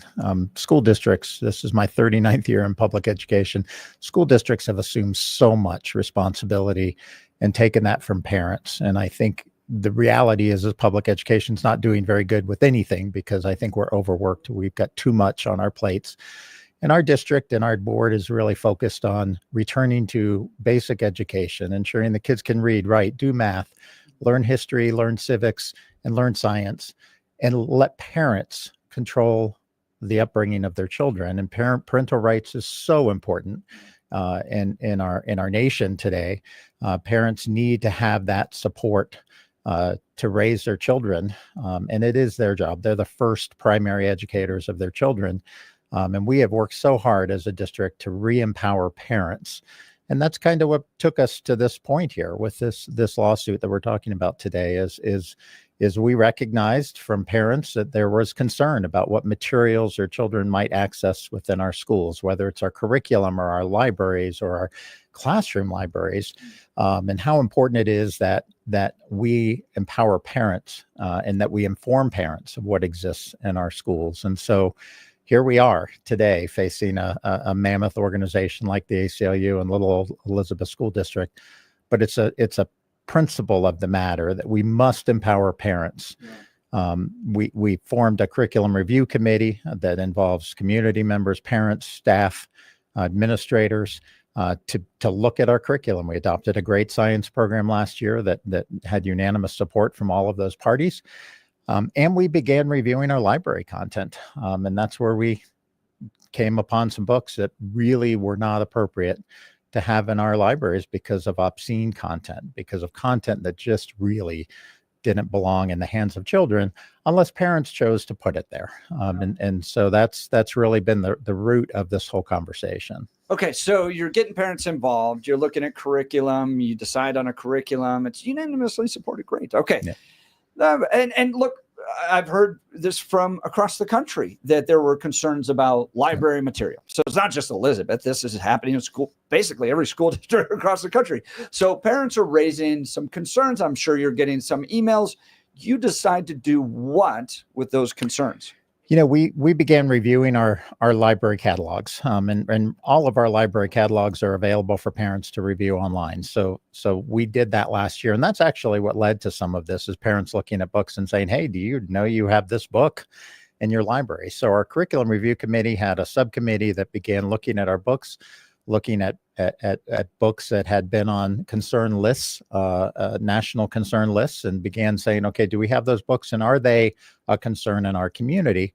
And we created a system where content that was sensitive, religious beliefs, sexual content, ideations of self-harm, that books that touched on those topics would be labeled as sensitive content, and that parents could opt their children out of checking out sensitive content. So this list, when you talk about religious content being on that list, like the Bible, for instance, it could be the Bible, it could be the Quran. The reality is there are parents who want to control what their children are reading, and so the sensitive content list actually has the books, a variety of books, books that include intense racism within that book. And so those books are on those sensitive content lists. And so we have a system now where parents can opt their children out. If you're okay with your children reading such content, nothing changed. You can still check out those books. Parents get an email saying, hey, your child's checked out a book that has sensitive content. lets them know that so they can have an appropriate conversation if they feel the need with their child. But for a parent who's really wanting to make sure their children don't access such materials, they can opt their children out when they try to check out a book on the sensitive content list. It prevents them from doing so, and the child can go back and choose another book. Through this process, though, we found 19 book titles that had excessive obscene content within it. And our board really felt like, we need community input. They are elected, they are representatives of our community, and they felt like, hey, these books really need to be looked at by our parents. And we need some feedback from our parents about what would you like us to do with these particular books? Leave them on the sensitive list? Or do they actually not have educational value, which is really what our libraries are for. Our libraries are to support the education of children. They're not public libraries. They're not meant for entertainment. They're not meant for just grab a book and read whatever you want. It's really about enforcing and supporting our curriculum program. And these 19 books really were in question. And our board, instead of just removing them like many districts would do quietly, they just, make them disappear, weed them. They really felt like, let's let our community weigh in on this. And so we displayed those books for 25 days, invited parents, both daytime and evening hours, to come in, review them, give the board feedback. And overwhelmingly, our community said, these books don't contain value for the educational program, and we should remove them from our library. And these included, according to your opinion piece in the Gazette, graphic sexual content, detailed descriptions of suicide, depictions of school shootings, and other content not suitable for a school setting. Now, I wanted to go look and see what some of this content was, and it was, from my perspective, just outright pornographic. I would agree, and our community agreed. And that's why our community overwhelmingly asked our board to remove those books, to weed those books from the library.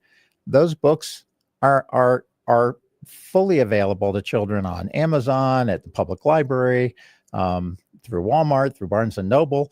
Parents who want their children to read that material certainly can get those books.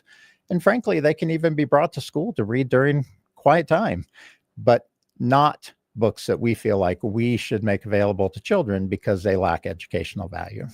I'm talking with Dan Snowberger. He's the Elizabeth School District Superintendent. So the ACLU shows up now. You guys go through this whole process, 19 books. All right, we're going to keep those out. By the way, we have a sensitive list. So you wanted to involve the community. And as you pointed out, any other school district in the country could have just quietly taken these books off. You decided to have a very open, transparent process to engage parents, engage the community, have a conversation. You felt like these 19 books were not appropriate. You take them off. Now the ACLU shows up. What are they saying? Yep. What a Christmas present. Then on December 20th to be served a notice that you're being sued. But they definitely want those books back in our library. They believe that children have a right to read those regardless of what parents may choose to believe. And we are in a pretty significant legal battle right now. It's kind of mind-blowing to think that a public school board elected by their citizens does not have the authority and the responsibility to curate content in their schools. Colorado is a local control state. Our Constitution clearly empowers the local school board to make important decisions about educational matters. And our board did what they were supposed to do, which is decide, these books based on community input do not belong in our libraries. Not that they're not great books for young adults, for older adults, whatever. Some of these books are certainly bestsellers in the adult world. But we're talking about children. We're talking about children who are 5 to 18, and whether those children should just openly be able to access one of those books on the shelf of a school library. Now, I've read the ACLU lawsuit. They said that the reason you guys took the books off was due to racism and anti-LGBTQ bias. Was that the reason for taking these books? Absolutely not. And the reality is we still have books on that touch on LGBTQ topics in our library. They just don't contain graphic sexual content. And that's really the challenge in these books, is the content that they contain, not the topic, not not the direction or the ideological connection to any of those books. It's truly based upon the fact that they have obscene content, and our community overwhelmingly told our board they don't belong in our library. And it has nothing to do with the authors either. They make the argument that it's because of Black authors or gay authors that you're trying to silence their voice. Your response? Absolutely. No, we didn't even look at authors, to be very honest with you. We looked at the content in the books. So many of those authors still have books in our library, even though that one or two might have been removed from the library itself. So again, lots of arguments in their complaint. We're going to respect the legal process and allow the courts to make the appropriate judgment here. Now, let's talk about that legal process. I'm talking with Dan Snowberger, Elizabeth School District Superintendent. You've been sued. You're not an attorney, but tell us where this goes legally, and could it end up at the U.S. Supreme Court? Absolutely. It is not settled law. There is not a precedent-setting case in this country about curation of libraries, school libraries in particular. And sadly, it may very well go to that direction. There's a number of cases across the country right now that are similar to ours. And the reality is if we have different circuits rule in different ways, this clearly could be a case that must be decided at the Supreme Court. We're going to hold firm to the fact that we are going to empower parents in the Elizabeth School District to raise their children. We're going to partner with them on ensuring that their children receive quality education. We're fortunate to have an amazing legal team, legal team of legal scholars who know the Constitution and who certainly have taken this case very seriously on our behalf. We also appreciate the support that they've received from outside organizations. Again, our focus is on educating our kids in Elizabeth School District. Our legal team will focus on ensuring that we defend this case and that we shed light on the facts here in this story, which haven't really been shared very often, unfortunately. Talking with Dan Snowberger, he's the Elizabeth School District Superintendent. Dan, I'm going to ask you the same question that everyone asked Jack Phillips, asked Lori Smith. Bake the cake. Why not just bake the cake? In this case, why not just put the books in the library? Wouldn't it just be easier? You would avoid this lawsuit, costly time, focus, determination on your end. Why not just put the books in the library? I think it's the right thing to do to empower parents. I think, again, our public education system has continued to take on more and more responsibility. And this is the right thing to do. We must empower parents to make important decisions for their children. And our libraries have to support our curriculum program. We have to do better in this country on education of children. And if things in our school are there for purposes other than education, then what are we about? We are about educating our students. In Colorado, 40% of children can read at grade level. That's despicable. We have to return our focus to educating children and to think that somehow we're supposed to be a social agenda or support, educating children on things that their parents don't find in their family values. We need children to come to school with their family values and go home with their family values. It's not our job to change those values. But you talk about an agenda. The critique you see from some media is that, look, this is a Christian school district. Most of its constituents are made up of Christians out there. This is just them trying to push a Christian agenda through their schools. Are you trying to push a Christian agenda through the Elizabeth School District? Absolutely not. We want to, again, have children come to school with the values their families instill in them and go home with those values. Anything that might change that, it should not belong in school. Our purpose as a school district, again, is to educate children, and our board and myself, since taking leadership in the district, to really try to focus on, again, let's focus on education. Let's support parents in making important decisions for their children, regardless of which side of the political spectrum they come from. This should be something parents embrace, because we are allowing parents to make those decisions, whether they're right, left, or middle. Parents should be able to raise their children according to to their values. Well, and I'm a parent. Bill, you're a parent. I think what people are looking for is partnership with their schools. Our kids attend a classical charter school. We demand it. Even we've had some tough conversations sometimes with our administrators because we want to see the curriculum. We want to understand what's being taught. And sometimes when we've disagreed with things being taught, we've held meetings and we've had to bring in the deans and all that stuff. And I've always appreciated the fact that there's an open partnership. I remember we ran bills down at the Colorado State Capitol with the former think tank I used to work at, supporting putting all the curriculum online. So anybody could read that. People don't know this, but in the state of Colorado, it's not fully transparent. You really have to go ask for it, dig to get the curriculum that's being taught to your kids on a daily basis. The Democrats down at the Colorado State Capitol denied and rejected our ability to put all curriculum up online. They just said it would be too burdensome, all that stuff. Let's talk about how Elizabeth School District's doing. How long have you been in your position? This is almost my second year. March 13th Okay. of 2023 was when I became superintendent. So have you been able to turn some stuff around? We have aligned our curriculum at the elementary levels. Believe it or not, we had a district that each school selected their own curriculum. So again, making it transparent makes it very challenging. In that if every school is picking their own curriculum, it's a little hard to be transparent with parents. So we've aligned our curriculum at the elementary and middle school levels. We have a clear pathway for students to build the skills necessary to be successful citizens when they leave our district.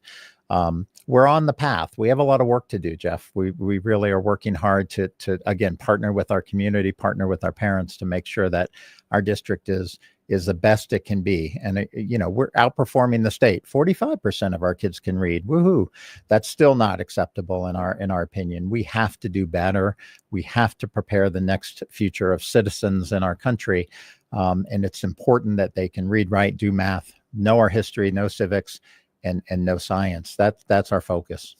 You're listening to Dan Snowberger, Elizabeth School District Superintendent, joining Jeff and Bill live. We're outlining a lawsuit the district is involved in with the ACLU. ACLU is a big mad over them banning 19 books, saying they did it for reasons like sexual orientation, race of the author, a whole bunch of other things. That's why they're having the conversation with you on 710 KNUS this morning.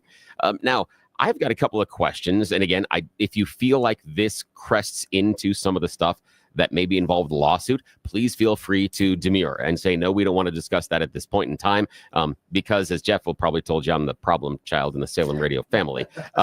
So one thing I want to outline first, I do believe that what is obscene and what's defined as pornography, first and foremost, comes from the community. What you're going to find as obscene is going to be different if you're standing in Times Square with the fake Elmo versus if you're outside a grocery store in Elizabeth. Those are two different communities. They're going to have two different standards for what's obscene and what could be viewed as pornography. The question I've got for you right now is, what was the threshold for obscenity? How was it defined? How did the community define these books as obscene? What's that threshold? Sure. I would say there are a lot of different thresholds. Obviously, every parent who gave feedback based on their own personal views and opinions. Ultimately, these books, again, because of the graphic and obscene nature contained within these books, brought them forward for that community feedback. We also, Jeff mentioned that, this is an issue that's happened across the country where parents have come to school boards and tried to read a book and they were stopped. Our board actually read some of these books out loud so that our community understood. Those who couldn't come in to review those books, they could hear some of the passages contained within these books. And so again, I think anything that's graphic and obscene is what led these books to be reviewed, and ultimately the fact that they did not contain educational value. They did not contain content that supported reading, writing, math, science, social studies, or history. And so that's really what our definition is. I would agree with you, Bill, that I think every district should have this right, regardless of where you are on the political spectrum. When you elect a school board, you're electing representatives of your community to make important decisions that align with the values of your community. And so we would stand for this in any district, whether it was right, left, or center, because we believe that is the responsibility of the school board. So if Boulder, for instance, wanted to keep the books, they have the right to do so. And again, people in Boulder elect their board members and ensure that their board members represent their values. And so I think that's an important aspect of this case. But I do think it's important. And maybe someday they'll put this up online and maybe have to put like an age verification behind it. I've read some of this, Bill, you and I would, but I think it's important for people to understand this. We would be fired if we read this on the radio. And it is right out of just graphic sexual activity. Go ahead. Let me comment on that too. You know, the federal government requires we have a SIPA filter, Colorado or Internet Protection Act, Child and Children's Internet Protection Act. These books couldn't be sent electronically because our filters would stop it. So the federal government requires that we have an internet filter to filter obscene content out of our children's internet access. We've had some interesting situations as we've tried to forward the complaint to our board members through our email system because there were quotes from the books. It was shut down. So we can't see this content on the internet because the federal government requires that we filter it out, but we should have them on our shelves in the library. And again, that's kind of the root of the issue here. That is Dan Snowberger, Elizabeth School District Superintendent. I like what you talked earlier about educational value. Can we go back to that for a second? How was educational value determined for these books?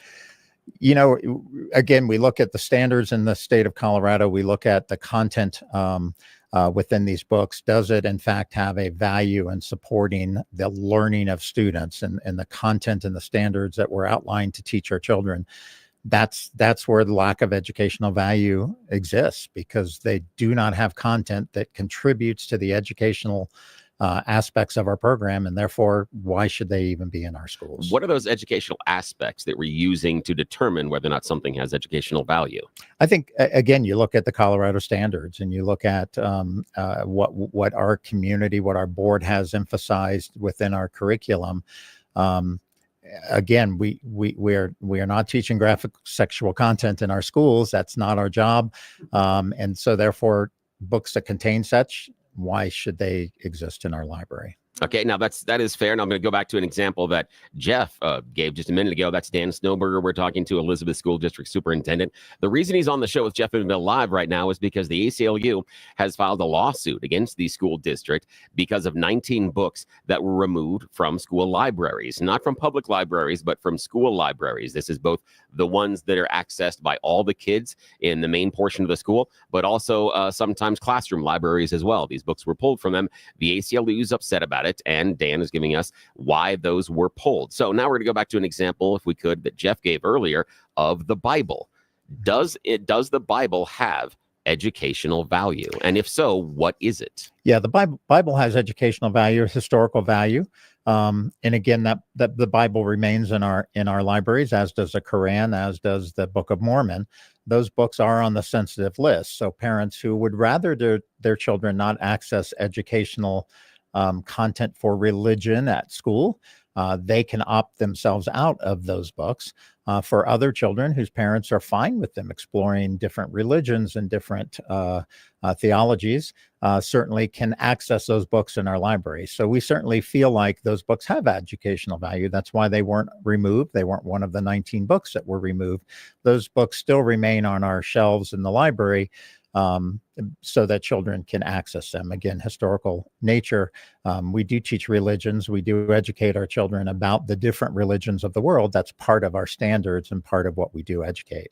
Now, based on the line that was drawn before by the district and what the parents recommended on obscenity, would there be anything contained inside the Bible that would be classified as obscenity? Would it be similar to what we would find in some of those 19 books that were banned? Yes, it clearly, but obscenity that has historical nature. We teach Julius Caesar. Julius Caesar has certainly death within that book, but it's a historical book that's taught by teachers that's taught in context of the time and the historical nature. So again, Diary of Anne Frank was actually on our sensitive topic list when it first came to the board. Our board recognized, wait, Diary of Anne Frank is a historical book. It has historical stories of someone who experienced the Holocaust. That book was removed from the sensitive topic list because although it might contain some content, some obscene content, if you will, I don't know that I call it obscene, but looking at the description, maybe it would. But it has historical value, and it's important that children can learn about history through real stories and through real facts of what's occurred in the past. And I think it's important to point out too that this graphic content isn't even like on the same page as what you would find graphic content either in the Anne Frank's diary or the Bible. This is straight out of Pornhub. And you're just sitting there going, what they can't even email it between each other. So it's the actual content was far different than what you might be reading in the Bible or in Frank's diary. We'll continue. I'm sure Bill will have more questions. We're talking with Dan Snowberger, the superintendent of the Elizabeth School District. You're listening to the Jeff and Bill Show. This is Denver's Talk Leader News Talk 710 KNUS. At this hour, I'm Christina Owayo in Dallas, and here are your top stories. White House Deputy Chief of Staff Stephen Miller has confirmed that foreign fraud rings have been using fake Social Security numbers and identities to steal billions of taxpayer benefits through the IRS.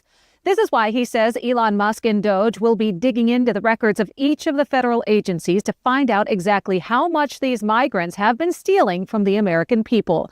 Miller predicts that more than $1 trillion in fraud is happening during a normal 10-year budget window and can be eliminated from the tax and entitlement systems by clamping down on massive fraud carried out by the organized fraud and theft rings. In addition, Miller asserted that Americans pay billions each year in child tax credits for illegal migrants. 3 people were sent to the hospital in critical condition after a Delta Airlines passenger plane crashed at Canada's Toronto International Airport.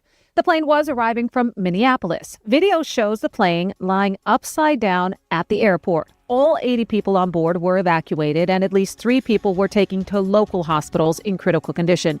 8 others were injured, according to local media. The incident comes less than 3 weeks after an American Airlines plane crashed into a U.S. Army Black Hawk helicopter near D.C.'s Reagan National Airport. That's what you need to know at this hour. In Dallas, Christina Owayo, Salem News Channel.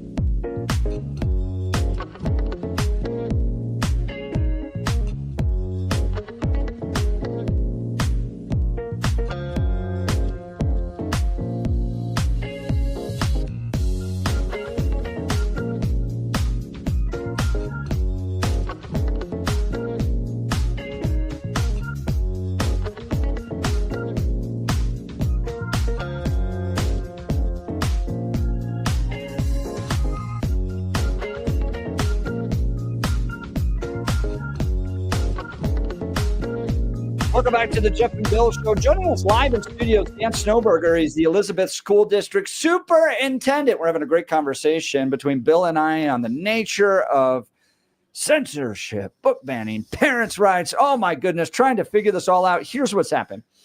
Dan Snowberger, under his leadership, the school district has put together a parents working group, a committee review to build and strengthen that partnership between parents and the school district, right? And they looked through the curriculum. And they all came together and they said, this is the curriculum we want for our kids. It was passed unanimously by the school board, okay? Then they started to get some whispers about certain books that were in the school library. This isn't the public library. This is the school library. It's an extension of the educational project taking place, okay? So they put together a working group. They look at some of these books. They create a sensitive books list where parents just get notified. Yeah, kids check them out. For instance, the Bible. And parents get notified. Okay, Quran, those types of things. Then they come across 19 books that they really has graphic pornographic content in it. I mean, stuff that's just not appropriate, like to a point from the text message, 5152. If we read this online, it would violate FCC regs. Okay. And as Dan was pointing out, they can't even email this content to each other because it gets flagged by the federal filters on essentially pornographic content. So why in the world would we have this in an elementary, middle school library out there? And so they work to remove these books. Now, they could have just quietly taken these books out back and throw them in the trash. No one would have known. But they did it publicly. Now the ACLU is fighting the lawsuit. All right. I got a question. Big question. On that. Yeah, go ahead. On the thing with the Bible. And again, this is just a procedural thing. And I'm curious, did you test any of the quotes out of the Bible that could be considered obscene through the email system as well? I'm questioning what's the threshold? Sure. No, we did not. We did not check the Bible. Again, the Bible wasn't in this case, and that's how we discovered that the internet filter wouldn't allow the content of the 19 books in particular, because we do have quotes from those books within our filings. So no, and again, I think that the critical nature is the Bible is on our sensitive topic list. If a child checks out the Bible and a parent's going to know, hey, your child's checked out the Bible, and parents can have that conversation because that's their job. They're, again, the first primary educators of their children. And I respected that. The question I've got is when the justification is used that, hey, we couldn't even email these because they are so obscene.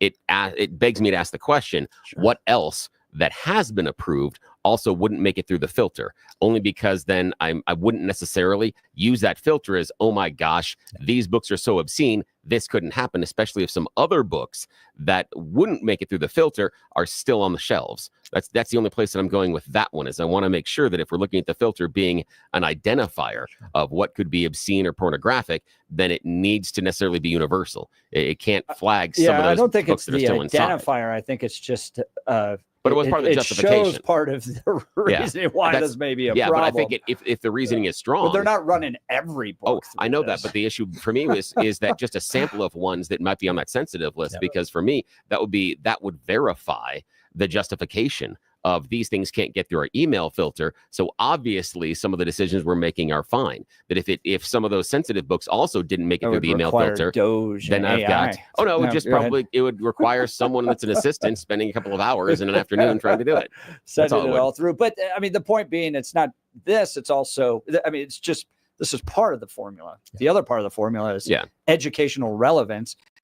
And with the Bible, for instance, you have probably the book that has shaped Western civilization more than any other book in history. And I think it's important to note, Bill, that the SIPA filter was not an argument for removing those books. It actually was a byproduct after the lawsuit to realize, oh my gosh, even the content in these books couldn't pass through our filter. I understand that. So I'm just looking at when it's used as a justification. That these books are so pornographic, it doesn't even make it through the filter. It just, in my mind, I ask, well, what else would make it through the filter? It's like the idea of, that thing doesn't like it when I poke it with the stick. What else can I poke it with? That's just how my brain works. We're talking with Dan Snowberger. He's the superintendent of the Elizabeth School District. We're going to wrap up our conversation. You don't want to miss it. You're listening to the Jeff and Bill Show. This is Denver's Talk Leader, News Talk 710 KNUS.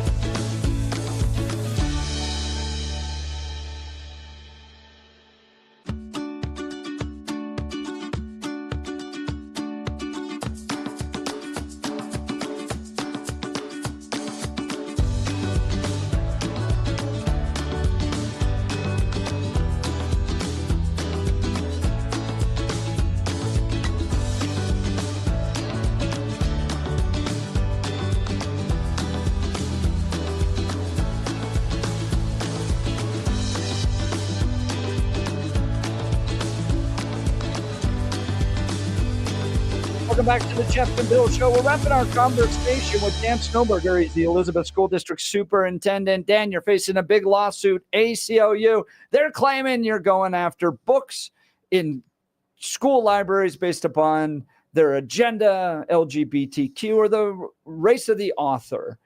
Your response? Yeah, absolutely not. And none of that was even taken into account. Again, we're looking at content, obscene content.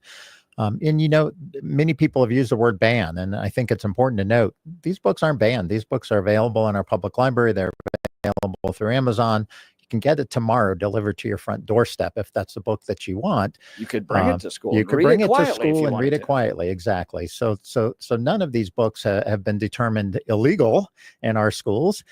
Simply that we don't believe they should be available on our bookshelves. And so I think that's really a key part to for an emphasize. Elementary, middle school, high school student to just walk up and grab and sit down and start reading. Yep. And to think about the age span. I mean, high school students as young as 14 years old. So, you know, that book on that shelf, we don't have a senior section and a junior section and a freshman section. So, you know, we had to look at also appropriateness. And I think that's a key point I'd like to make is some of these books are still in our upper, like we have a high school book that still exists there that was removed from the middle school because the maturity level of that book belonged at the high school, not at the middle school. So critical to understand obscene is in the eyes of the age group in which it was available. And so not every one of these books were removed completely from our libraries, just moved from the level at which it was deemed to be inappropriate. Talking to Dan Snowberger, the Elizabeth School District Superintendent. Now, Dan, this is going to be costly. Do you need support? We do.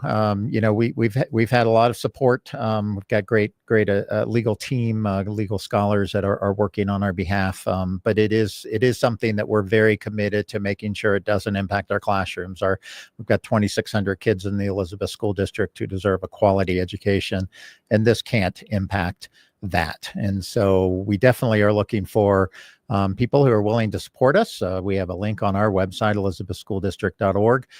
Parents United is currently collecting donations to support our legal defense. And we've got lots of other efforts out there that are beginning. Now, I'm assuming there's something in here, Dan Snowberger, but Snowberger, excuse me about that. Is there an appeal process? If there is a parent that is inside the Elizabeth School District that disagrees with a decision to ban these books, is there an appeal process? The appeal process is they can go get that book at the local library. They can order it for their child. You know, that's the appeals process right now. Again, you know, our board's responsibility is to make decisions on behalf of the community, on behalf of the entire school district. And that's what they've done. And these books weren't really checked out that much, were they? No, in fact, half of them were never checked out. And so that's, again, a kind of the odd factor here is we're arguing over books that no one ever checked out. This is the big constitutional case coming next from the state of Colorado. Do local school boards have to abide by national organizations like the ACLU telling you, you must have this book in your schools, even if it includes graphic content? Or do local officials elected by the people have a choice? Go to elizabethschooldistrict.org to support them. You're listening to The Jeff and Bill Show. This is Denver's Talk Leader, 710 KNUS.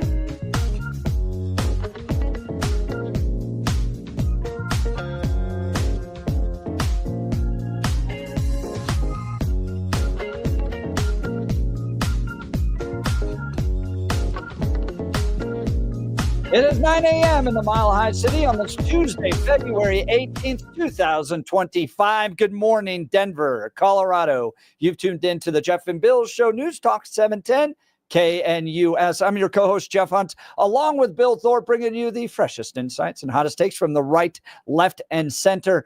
Congratulations. You just woke up in the greatest country in history. Donald Trump's your president. Let's get after it. We've got a whole hour planned for you of engaging conversations, critical analysis, but most importantly, your phone calls and texts, because this is where Denver's voice is heard loud and clear. Literally.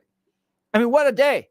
Bill, we had Danielle Jurinsky announcing her bid for re-election for Aurora City Council right here on the show. First to know, right here. So awesome. Then we get the guys that are battling the ACLU, taking on a national organization, the Elizabeth School District, here live in studio. And I'm so looking forward to this next hour. Oh, yeah? We are going to talk about the anti-Trump rally yesterday in the city of Denver. Went down and spoke to the good people. Yes, you did. The citizens of Denver who care passionately about the direction of the future of this country and don't like Donald Trump at all. Yeah. And tell people how they can watch the longer video. We're going to play pieces of it, but there's a longer video that you have on the Twitters. And so how do people find that?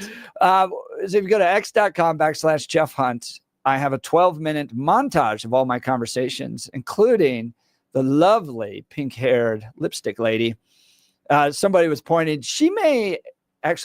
out that she may have a crush on me. the amount of times she followed me around trying to warn people not to talk with me. But I asked her. I love that she was following you around. I'll tell you why in a second. But yeah, talk about what you're asking her. So we asked her about, Elon Musk and threat to privacy and all that stuff. And then I asked her, well, did she sign up for PayPal? Because she did, then Elon Musk already has quite a bit of access to her private information. And she did not like that question. But, it was just honest conversations. George Brockler saying, man, you have a lot of patience and kindness with the questions you asked. They weren't mean-spirited. I'm not certain that Elon still is connected to PayPal. I'm not certain. So I'm not certain. That's the answer, Bill. Yeah, I'm not certain he's still connected, nor did you have to provide a social security number. But the question is really good, because I've often made the point that here in America, we get worried about all the information that's accessible of us online digitally. But if someone offered you 2 tickets to the next Super Bowl, you'd probably give them your bank routing number, your social security number, your mom's maiden name, your first pet's name, anything else, just to get those tickets. So, yeah. So full video is there. We are now over 117,000 views on this one. Oh, that's fantastic. I think Kyle Clark's video on yesterday's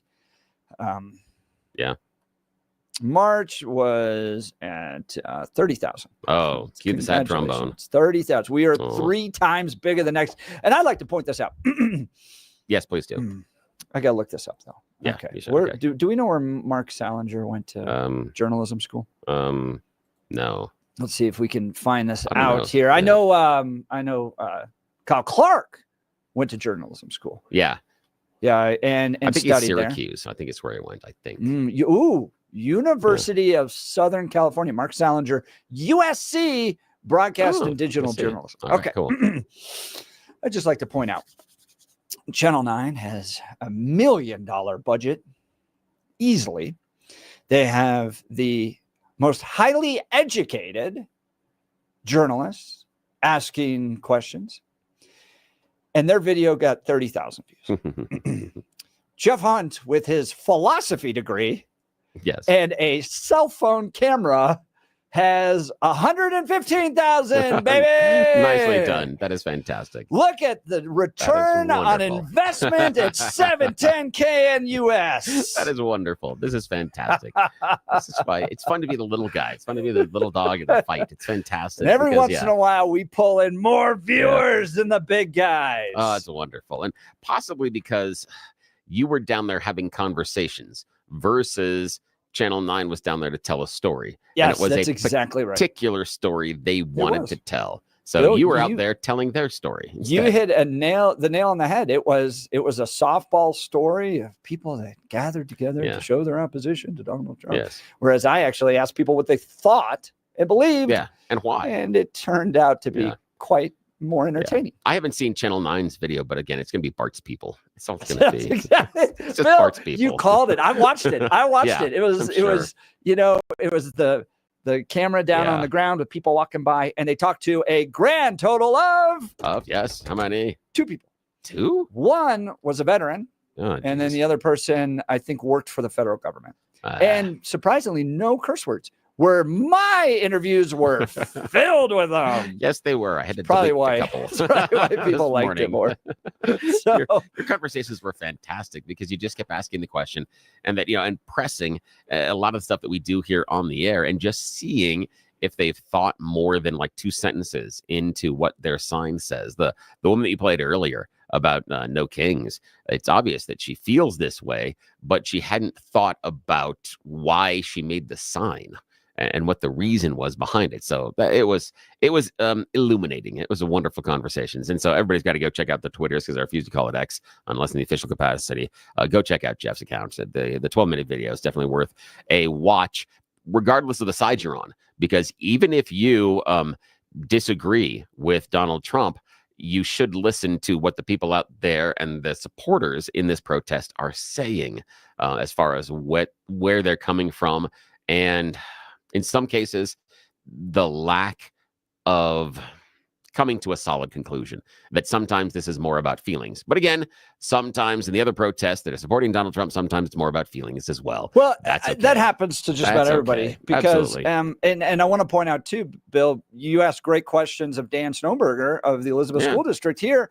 Questions he may even face in a deposition or a trial. Yeah, and so we have those conversations. Yeah, and I knew that he's got some legal things hanging over him, and so there were times in which I was really trying to be sensitive on how far I should push or what I'm looking for, because there's certain things I know he can't answer, and that's why I gave him the out at the beginning, because I don't want to force him into a position of saying I can't answer that. How it's cool to say, oh, that's a question that he can't answer. That's fun, but I don't want to push him into that corner unless it seems necessary for the conversation, and we can get there without that. That was fine. He was great.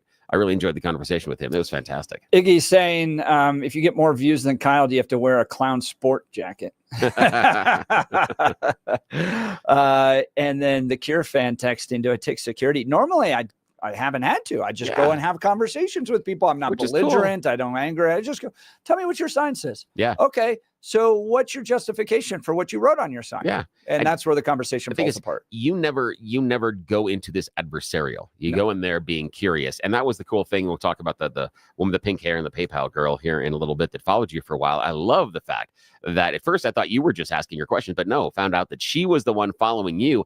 And I love that, because as soon as she starts following you and pointing you out to the crowd, your importance raises. Yeah. She made you more important inside that crowd than you would have been if she had just ignored you. So thank you very much, pink-haired lady. We appreciate how you helped the show out. And my favorite is that when she goes, oh, you're just so nice and calm. Yes, that was fantastic too. Yeah, she's like, I could be just so nice and calm. She's trying to get you angry, and you're like, no, I'm fine. That is the best thing. Oh, it's because, Bill, you and I have the same love of just people watching. Yes, So we I'm do. just sitting there like enjoying.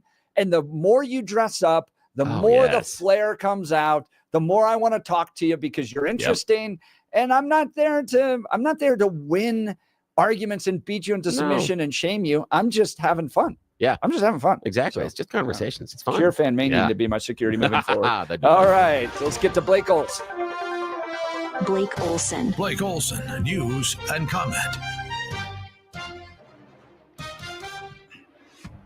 All right, Jeff and Billy, thank you very much. 9 degrees and cloudy in Denver, expecting a high of 27 today. The 7-10 5-day forecast coming up. Our top story. We as a school district have really focused on returning to basic education. School districts, this is my 39th year in public education. School districts have assumed so much responsibility and taken that from parents. Dan Snowberger, superintendent of Elizabeth schools, in the studio with Jeff and Billy last hour. His school district is being sued by the ACLU because Snowberger and the district are using common sense and trying to protect children from some inappropriate material and give parents a voice. Imagine that, a choice and support. principle of the matter that we must empower parents. We formed a curriculum review committee that involves community members, parents, staff, administrators, to look at our curriculum. We adopted a great science program last year that had unanimous support from all of those parties. And we began reviewing our library content. And that's where we came upon some books that really were not appropriate to have in our libraries because of obscene content, because of content that just really didn't belong in the hands of children unless parents chose to put it there. And so that's really been the root of this whole conversation. And a true American patriot, also Danielle Jurinsky, on the show this morning. I'm telling you guys and your listeners first, because my email blast isn't even going out until 7:30. So you guys are hearing it first.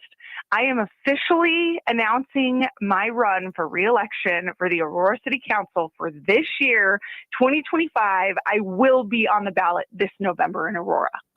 She has stood up and led in the TDA gang problem at the Aurora apartment complex and much, much more. Safety for citizens of Aurora is one of her priorities. I've done a lot. I've exposed a lot. I believe I've helped a lot and been effective, but my work is not done. And exposing what I've exposed over the past 4 years, and it's not just with our governor, and it's not just with transnational gangs and a broken immigration system. If many folks remember, it's also what I exposed with the corrupt DHS system, and what I personally went through there, almost losing my son over politics. So there's just a lot that has been exposed to me, and I believe there's a reason for it, right? I truly believe God puts you in the position. He leads you down the path that you are meant to be on. And this is my path. This is my path, and this is my fight.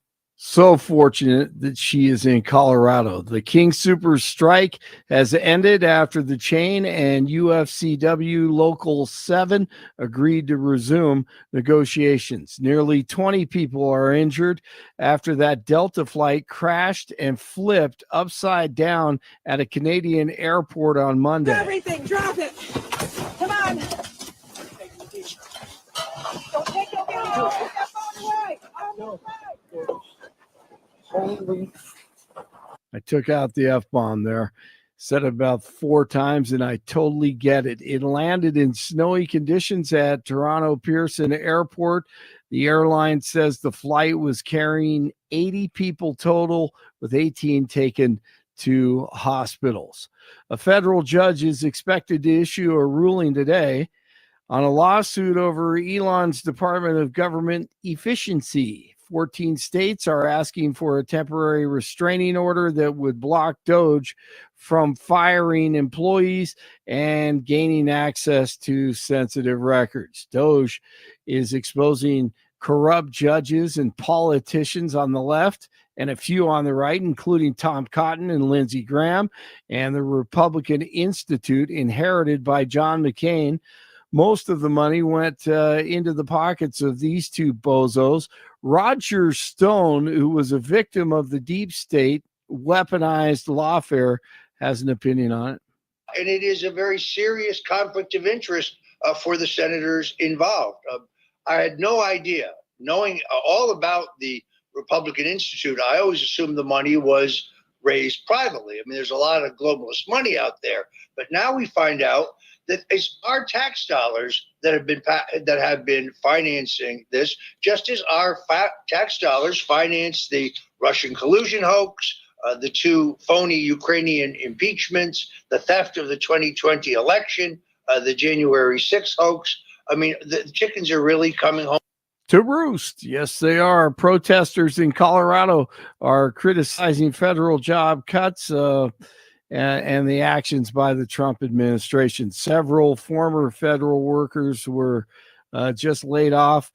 Also took part in Monday's protests at the Colorado State Capitol. Jeff has some great content ahead this hour. Stay tuned.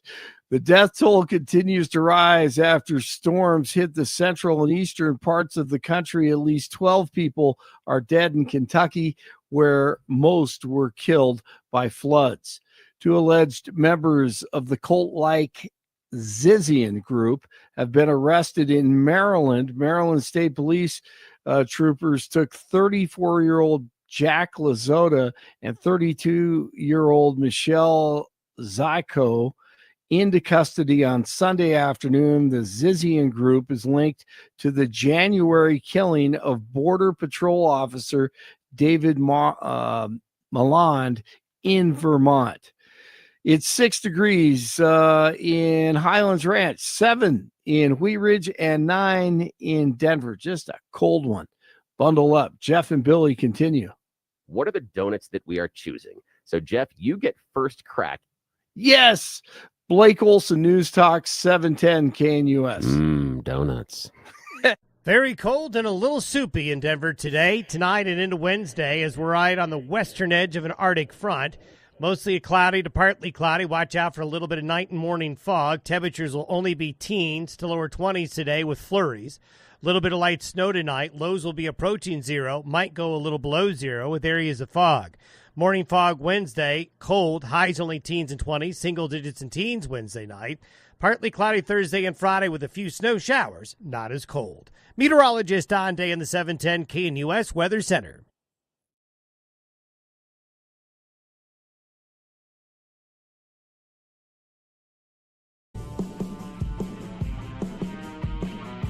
Welcome back to the Jeff and Bill Show. I want to talk to you about my friends over at Advanced Hair Restoration. If the last couple of years have taught us anything, it's to value the things we can control, and addressing hair loss is no exception. Our friends at Advanced Hair Restoration can reverse years, even decades of hair loss with their simple one-day treatment. Your own natural hair begins to regrow the very next day, and your new hair is backed by the Advanced Hair Guarantee. It works for bald spots, receding hairlines, thinning hair, men, women, younger, wiser. Advanced Hair can address many different patterns of hair loss.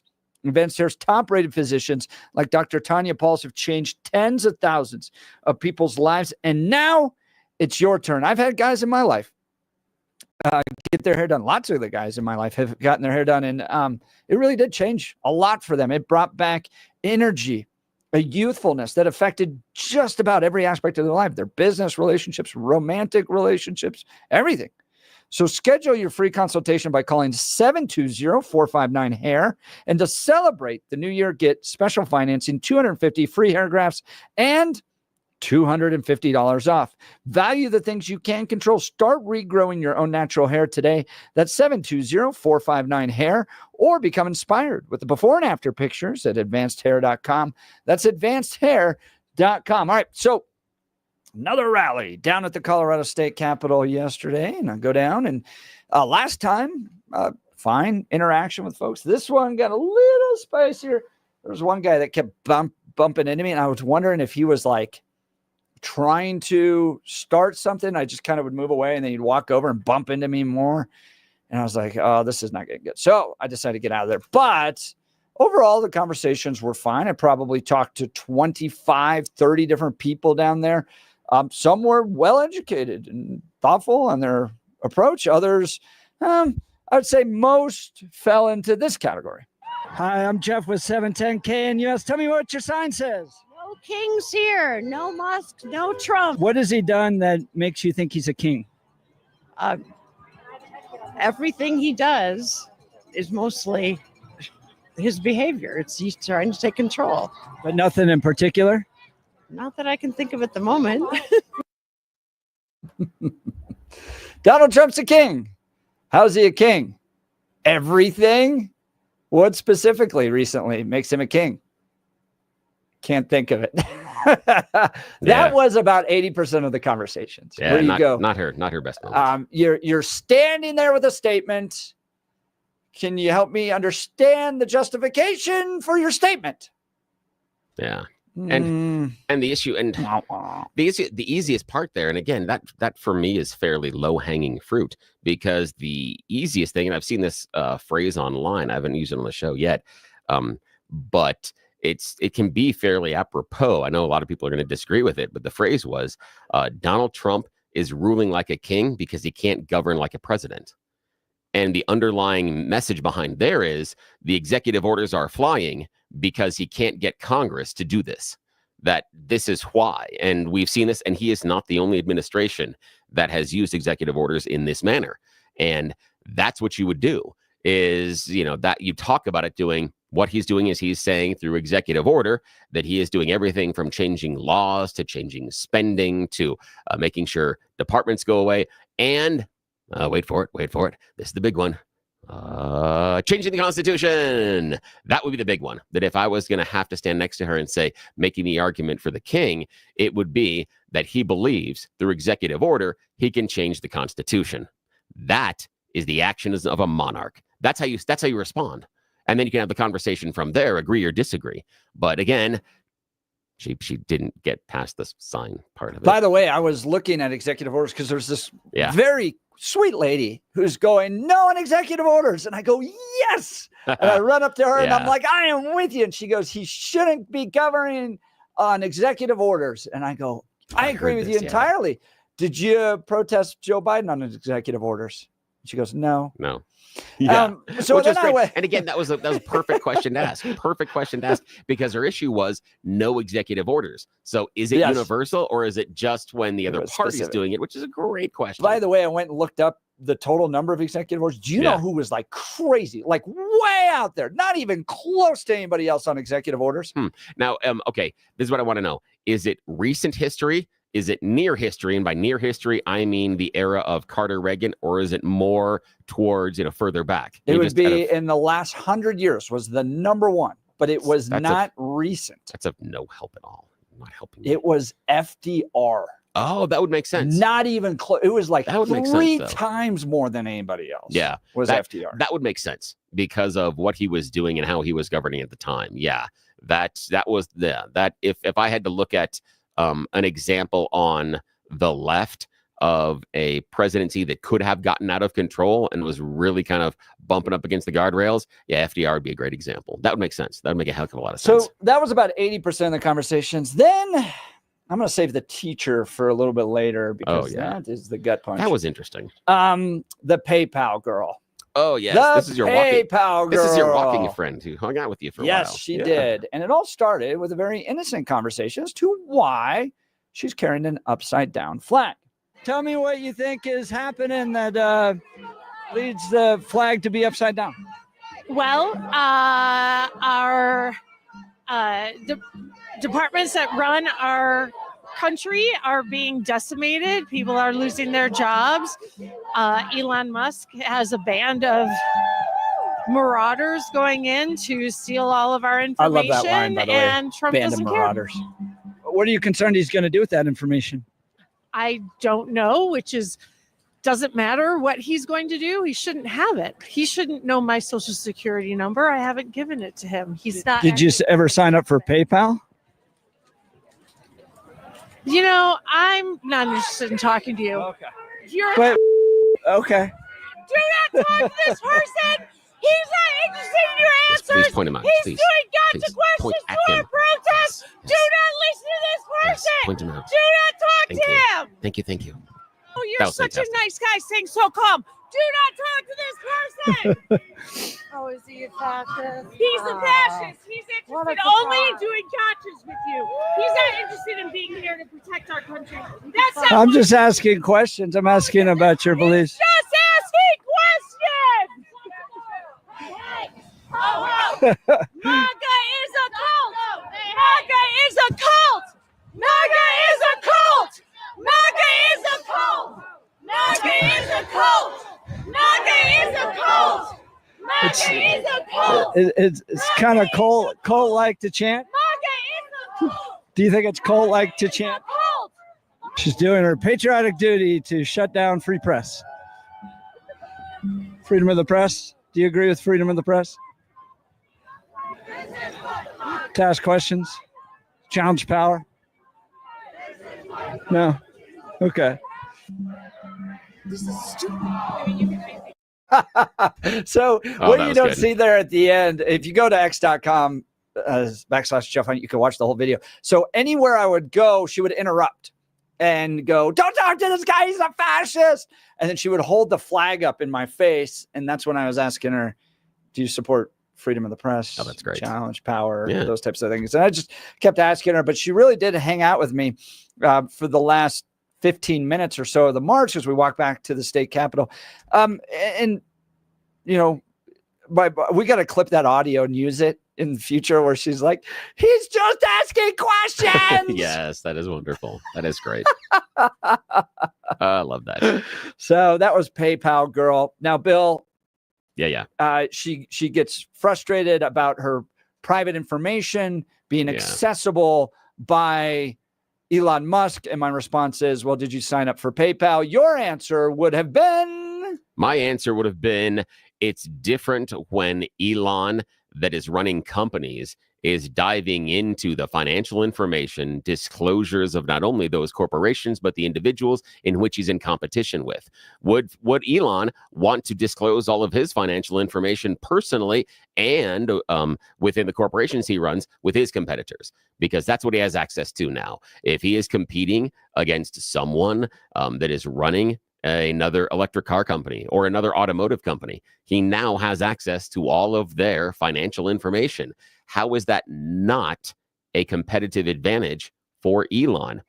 And so that's where I would go with it, is the idea that what he has access to, given his position and the fact that he's running 4 companies right now, how is this not a conflict of interest? And how is that, and what information do we have that shows that Elon would respect and operate above board, given how he behaves on Twitter, given the types of things he was recently involved. And again, this would be a longer answer. He was just involved in a disagreement about his video game prowess online.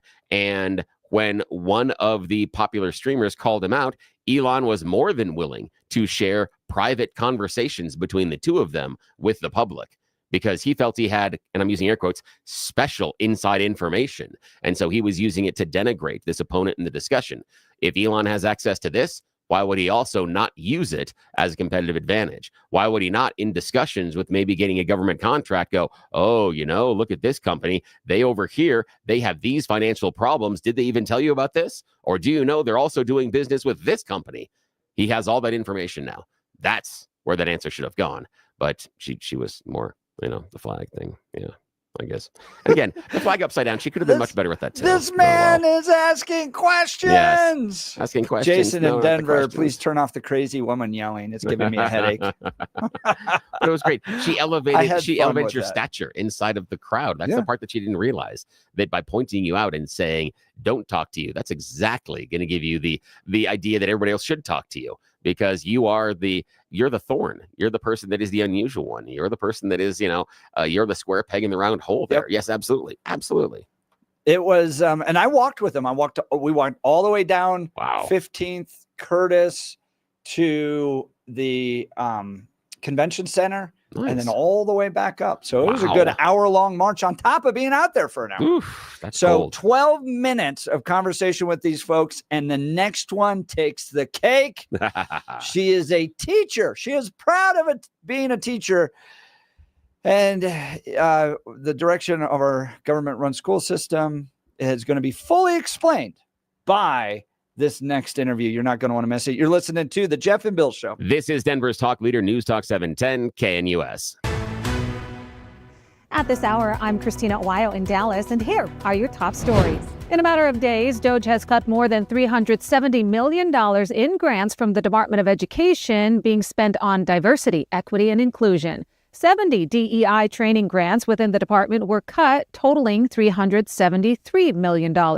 One of the grants was funding training for teachers to, quote, engage in ongoing learning and self-reflection to confront their own biases and racism and develop asset-based anti-racist mindsets. This is the latest in DOJ cuts that have been canceling funding to DEI programs, including $9.7 million for UC Berkeley to develop a cohort of Cambodian youth with enterprise-driven skills.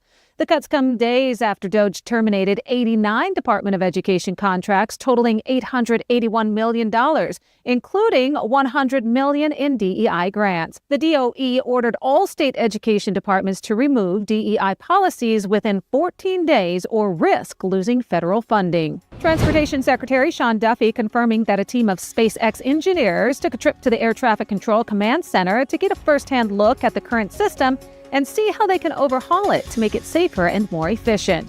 This as the Trump administration has started firing several hundred FAA employees. In Dallas, Christina Owayo, Salem News Channel.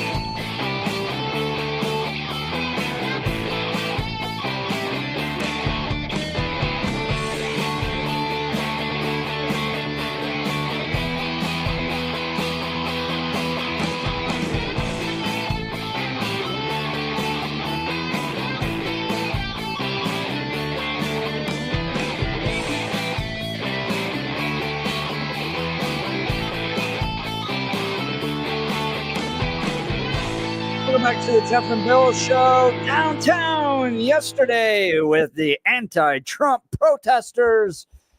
They had a lot of thoughts. Now this one's up there. It's got to maybe possibly take the cake.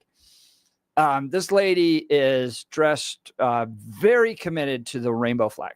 She's got rainbow eyeliner on, rainbow earrings. She is all in to defend LGBTQ rights from Donald Trump. Here's our conversation.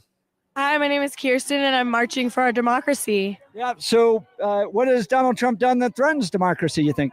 Everything. I mean, he's going against the LGBTQ plus community, which is what I'm a part of. He's going against my immigrant neighbors. He's going against the other teachers and like our safety in the schools, everything. So tell me what rights you think have been threatened. My rights to do this, my voting rights, my rights to protect the people as a teacher. Like if ICE comes into my school, I'm not giving my kids up. I think our rights to have a full democracy is being. So you're a teacher? I'm a teacher. Yep. And you said your rights to do this, right to protest? Yeah. Right. That have been threatened? Speech, freedom of speech. He's trying to go after the First Amendment, and that's just not it. That's just not it. How so? How does he go after the First Amendment? That's part of Project 2025. He doesn't want us to be able to do things like this. And you remember he was kicked off social media platforms. Don't you think he has sympathy towards being banned? No. I don't think he has sympathy for anything. Yeah, I don't think he has sympathy. I think he's a psychopath. I think he doesn't have sympathy for anybody. Donald Trump's a psychopath. So, yeah, I really do think so. That's the teacher. Yeah. See, I don't think she's a psychopath. I think you got to, if you want to make the argument, you might be able to make the argument for a sociopath, not psychopath. I think you can argue sociopath. I think she could make the argument there. Again, I'm just saying what would be possible. The other part that when she talks about the idea of free speech, again, she missed it. She missed some things like Donald Trump questioning whether or not certain broadcast arms should have their licenses revoked because he doesn't like their coverage. And while it is not, this is kind of dovetailing off of our conversation yesterday, while it is not President Trump, it is co-president Elon Musk that just yesterday suggested that members of CBS and 60 Minutes should be put in prison based on the Kamala Harris interview. So before we talk about the idea of free speech and the fact that the administration is not coming for it, the co-president Musk, and I'm saying co-president because there was nothing that Trump has done that would threaten her ability to protest. Hang on, no. Which is what she references. Yeah, I understand the protest, but she talked about free speech, and that's where again when I talk about the idea that they've got the emotions, but they haven't gone very far into the ideation of it, and that's the ideation. Is just yesterday. Elon Musk gave voice to the idea that journalists should be put in jail because he disagrees with how they edited an interview. That should be concerning. There's no court case. He didn't provide any proof of any manipulation. He provided no proof of fraud or lies. But based on what he knew about it, he decided they need to go to prison. Again, this is also in Trump decided that some of his political enemies, he suggested they should face some military tribunals, despite the fact they're not even part of the military. But okie dokie. So that's where I would have gone if I was her, but she didn't. So no, you live and she learn. didn't go anywhere near that. Not even close. And she's a teacher. Yeah. And a threatened, and they end up throwing out like Project 2025. There's another lady. We don't have time to play her clips today. But she's like, have you read all of Project 2025? I said, yes. It's long. Yes. And then she gets into conspiracy theories about the election, which was kind of nice.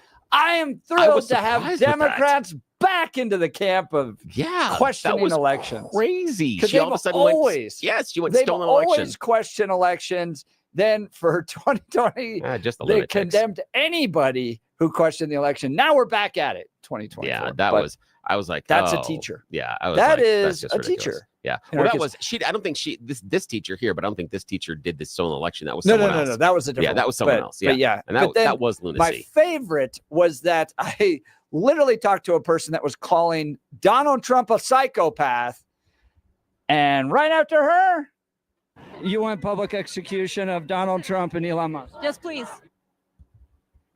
Ran to that sweet Yeah, that was Piece of pie. interesting. And the other part is that I would have asked her whether or not, and the question I would have asked her is, did she support Trump supporters calling for the public execution of Mike Pence on January 6th? Good question. Is that something you would have supported as well? Is this something we need? Public execution of our politicians? Yeah, that would have been fun. That would have been a fun conversation. She would not have liked me after that. So, though. Bill, I've come up with a new revenue stream for you. Oh. The rent Bill Thorpe to answer questions at a protest for you. So when you see Jeff Hunt coming around with that microphone to ask questions of you, why do you believe what is written on your own sign? Yes. You can actually string together a coherent sentence. Yeah. In fact, Bill what you can do will charge you $50 an hour. Yeah, and what you can do is you could text me beforehand what your sign says, and then I can send you some crib notes to put on the back. So when someone asks you something, all you got to do is just look at the back and just read. It's it. We'll make this very easy for you. It's okay. Oh, my goodness. Let's go to the phone line. So that was my time down there at the state capitol. You did yeoman's work. That was wonderful. There were Thanks for 12 minutes of that much more feisty conversations that include lots of curse words, including one lady that says F Trump lots of times with a big flag.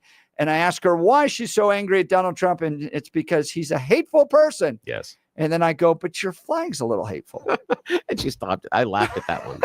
I laughed out loud at that one, my friend. That was fantastic. That was great. So all of that's at x.com Yeah, go check it /Jeff out. Hunt, also on YouTube and Instagram at Jeff Hunt Colorado. I think we're, let's see, we are at nearly 130,000 views. Oh, yes. Share that with friends and family. Outpacing It is Channel fantastic. 9 right now. Yeah, it is wonderful because you do get a flavor of who was there, what the conversations were, and what they're mad about. It's regardless of the political side. You really should just listen to what they have to say and why they were down there. It's a great. And listen. I get the challenge. It's for them too. So I march and stuff all the time. Yeah, absolutely. The university that I was a part of led the National March for Life. We were in front of 100,000 people. Yes, you guys get You are the sign there and with everything. your friends, and you're having fun. You're making a stand. You're so full of energy, and it's all of exciting. And then in pops a microphone. Tell me what you really believe. Why do you believe that? Yeah. And it catches them a little off guard. Yes, it I does. get it, but still Love that know you do what it. you believe. Yeah, absolutely. Let's go to John in Littleton. Good morning, John. You're on the Jeff and Bill Show. Morning. Hey, good morning, guys. I was just curious as to what executive orders Trump has issued that Billy says are unconstitutional. Well, I can start with basically two direct ones, and then I would go with kind of a class of things. The number one that's the easiest low-hanging fruit is the one about birthright citizenship, because that's enshrined in the Constitution. He's issued an executive order that would take it away. He's not put an executive order out on birthright citizenship. Yeah, he did. No, he didn't. He's just suggested it. There's no executive order on birthright citizenship yet. Okay, then tell me why keep they're going. hang on, Come wait, on. no, hang on, John. Why No, I have- want you said his executive John. orders were unconstitutional. I want you to delineate John, them. excuse me. How come courts have enjoined that order then? They haven't enjoined they that have, order. yes. No, they have Yeah, not. they have. Because there is no executive order on it yet. What about the idea that he's at the sanctuary cities, pulling that back? Because what about federalism at that point? Should the states and cities and areas be allowed to choose or not? No. No, they can't choose? Not on that because immigration is a federal issue. Yeah, but does local law state enforcement cannot enforce go federal against law? federal issue. Does local law enforcement enforce federal law? I got to provide a little No. clarity here. It was an executive order. Yep, it It's was. on the White John, House. It's the I'm right. whitehouse.gov. And so, John, admit I was right on the executive order and birthright citizenship. You can admit that, right? Yes, I can. Okay, so you were wrong about that. Thank you. Okay, now let's talk about does local law enforcement enforce federal law? Can local law enforcement? Is that their purview? should. Is that what they do? No, they don't. No, but they should. Local law enforcement does local laws. Federal law enforcement does federal laws. If the federal immigration laws should be enforced by federal law enforcement, local law enforcement, that's not their job. So that's why I talk about the federalism. That would be unconstitutional. The next thing that we can go through, wait a John. minute. Okay, Let's fine. back away Let's a stop minute. there. Okay, go ahead. Yeah. If you can talk fast enough, you can carry. Oh, he turned it off. No, are you still here? I didn't turn you off. Go ahead. So you're saying that states do not have to follow federal law? I'm saying that local law enforcement is not there to enforce No, federal that's law. not the issue. Sanctuary cities and states are by the state. So you tell me that they don't have to follow, they can pick and choose which federal laws they follow. You said that immigration is a federal law that is enforced by federal issue, yes. By federal law enforcement. Federal laws are enforced by federal law enforcement. Local laws are enforced by local law enforcement. Local law enforcement does not have to enforce federal law. That's the issue. They're not supposed to. I'm not asking the states to enforce it. I'm asking. Yes, we're you telling are. The state. No, I'm not. The Yes, you state are. is declaring themselves to be immigration free. Yeah, and what does that mean? That is against federal law. No, what does they're it not mean? they're not What is even enforcing it. No, what does the I'm not sanctuary? asking them to enforce Excuse me. What does the sanctuary status mean? that you can come here legally. No, that's not what it means at all. Free of immigration law. No. Yeah, it does. No, it doesn't. No. What's it mean? What it means is when you declare yourself a sanctuary city, it means that local law enforcement is not going to help enforce federal immigration laws. It creates a wall between local law enforcement and federal law enforcement. It prevents local law enforcement from working to enforce immigration law with federal law enforcement. That's what a sanctuary city declaration means. That's what it does. Oh, so you're saying that'd be like them saying we're a counterfeit money sanctuary city. So because counterfeit is federal. No, John, it would be like them. No, currency. John, what it would be like them declaring themselves possibly a Second Amendment sanctuary city. Because certain laws that are federal, they wouldn't apply them to local. So local law enforcement may not enforce a federal law that may constrain your Second Amendment. Sure Basically appreciate the call. Thanks so much, John Yeah, from thanks. Littleton. That's the type of debate and discussion that takes place on the Jeff and Bill Show. We'll continue. You're listening to Jeff and Bill. This is Denver's Talk Leader, News Talk 710 KNUS.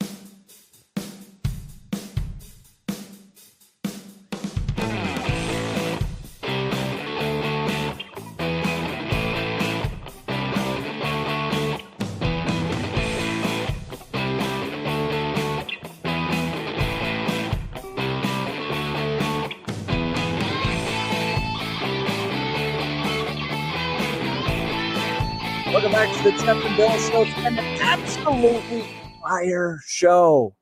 Oh my goodness. Danielle Jurinsky joined us to announce her reelection bid for Aurora City Council.